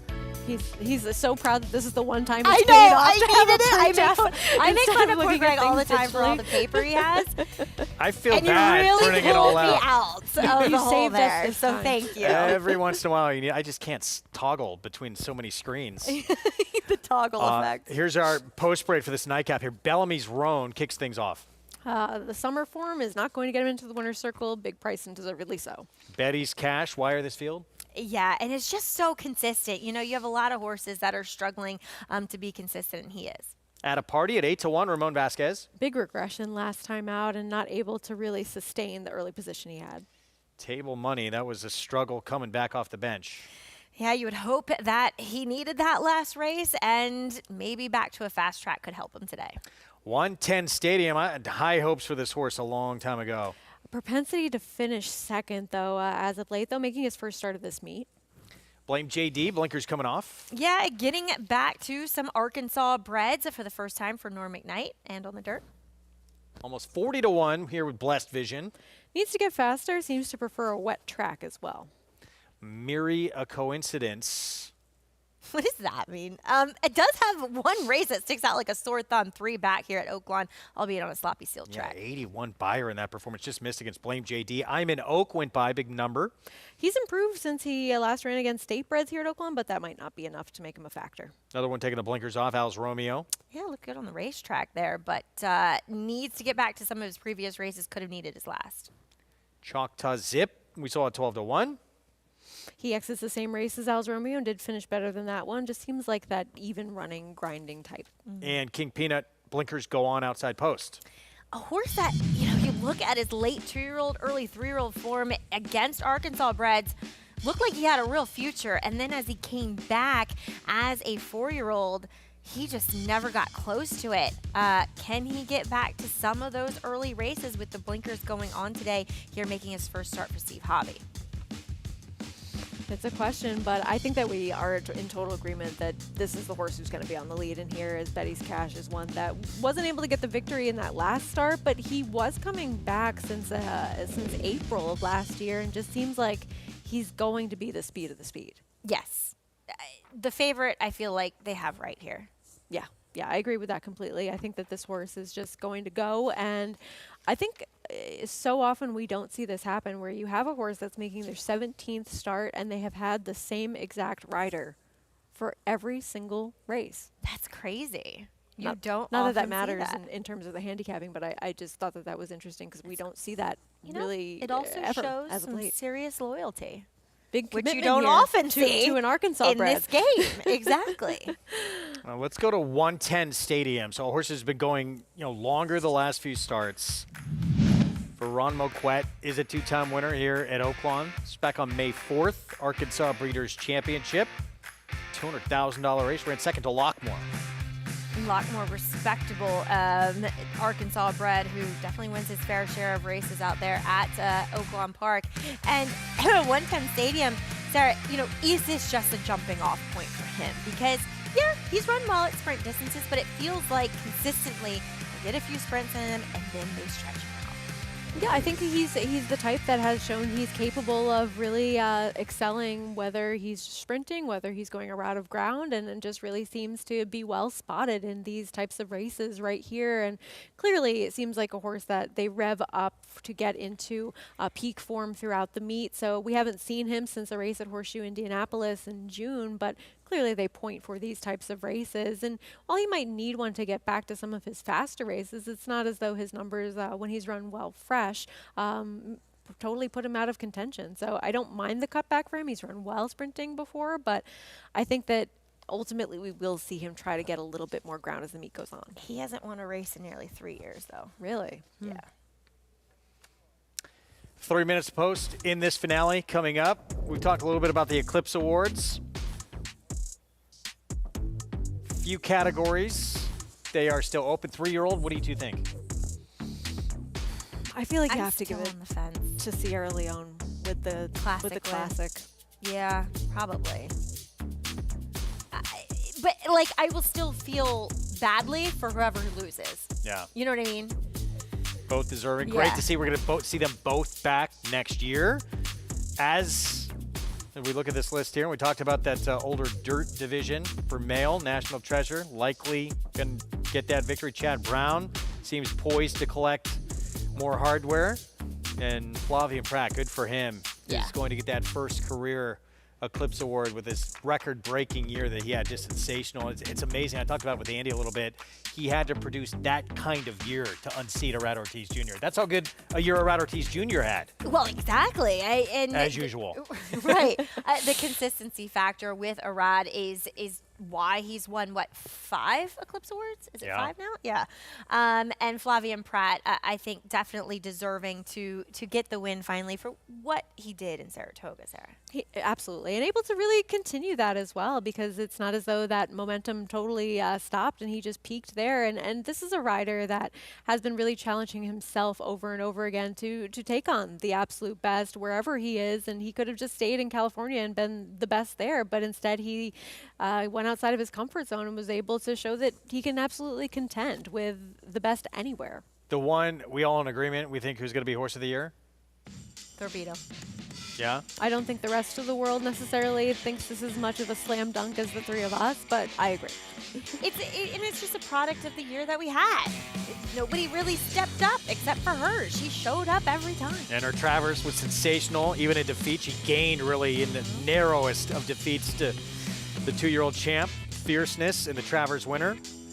She is looking at a return in the Azeri potentially March 8th in a prep for the Apple Blossom Dubai World Cup, potentially a target as well. I mean, I think it'd be a little crazy to go to Dubai. I think Azeri to the Apple Blossom, which is a race, a grade 1 that still has a lot of prestige, and I think that's where they should target. You can make an argument, though, the best race she ever ran was a 1.25 miles, right? I agree, and I think that none of us necessarily picked her in that Travers, and if I'm speaking out of turn, you did? You did? I did. You did? Oh, good for you, Greg. Good job. Yeah, well done. I was shocked everyone didn't. She was running the fast numbers as any of the top 3-year-olds. Well, you look at different numbers than most of us, so I think that's also where, that's also where that might have come into play. But you got a good person. She ran huge, and I think that it was really that race that stood out as the most meaningful race of last year to a lot of us, because it depends on what you think Horse of the Year should mean, but she is the horse last year that had the biggest impact on the sport. What a, I mean, to have a race with that kind of showdown and to exceed expectations, I mean, it more than lived up to the hype. It was just tremendous to have. And it did. It brought one of my most memorable yet heartbreaking moments of Saratoga when I'm galloping to get to Johnny V aboard Fierceness, and Brian Hernandez looks at me and says, "Did I get it?" And I just shook my head, and he just kind of like collapsed on her neck and gave her a big hug. Because he just, because she was getting there, and he just couldn't see, and he was on the far outside. So I hated being the one telling him that, but you could just tell the admiration, too, that he felt for Torpedo-Anna in that moment. And of course, deservedly so. And it's just so great to know more about all the connections that really have been able to bring her to the kind of year that she had. And we got to hear all of their stories, whether it was Danny Ramsey exercise riding for Ken McPeek for so long, and the great stories that he was able to tell getting on her, and Mystic Dan as well, who I think in a way kind of gets lost in the shuffle of that barn, which is crazy to think about, having a Kentucky Derby winner be so upstaged by the kind of year that she had. Yeah. And I mean, that speaks to, for that point exactly, of why she deserves to be Horse of the Year in this particular year. Going to find out in just a few days, but again, potential to see her a couple of times in Hot Springs at this meet. So that'll be fun to watch. And of course, we would have those races on our air, so we would love to see it as well. To have a horse, potentially Horse of the Year, we think it's going to happen, but come back again, you don't see that a lot in this sport. No, especially, as a filly, and she's just so consistent. Obviously, we said that, but she also thrives on training. What I find most interesting about her is you go and you visit her back at the barn, and the McPeek team deserves all the accolades for how open they are with sharing her. Even after the Travers loss, I saw they're right behind my house where I stay. Yeah. Inviting everyone in. Yeah, it was amazing. She's the sweetest thing. Some of those, race mares, they can be a little feisty, and she is like a puppy dog. I had my children in the stall with her at the meet. Set for the nightcap on this Friday from Oaklawn. Here we go. Matt Dinnerman, the call. Still working with Table Money to take his spot in the gate.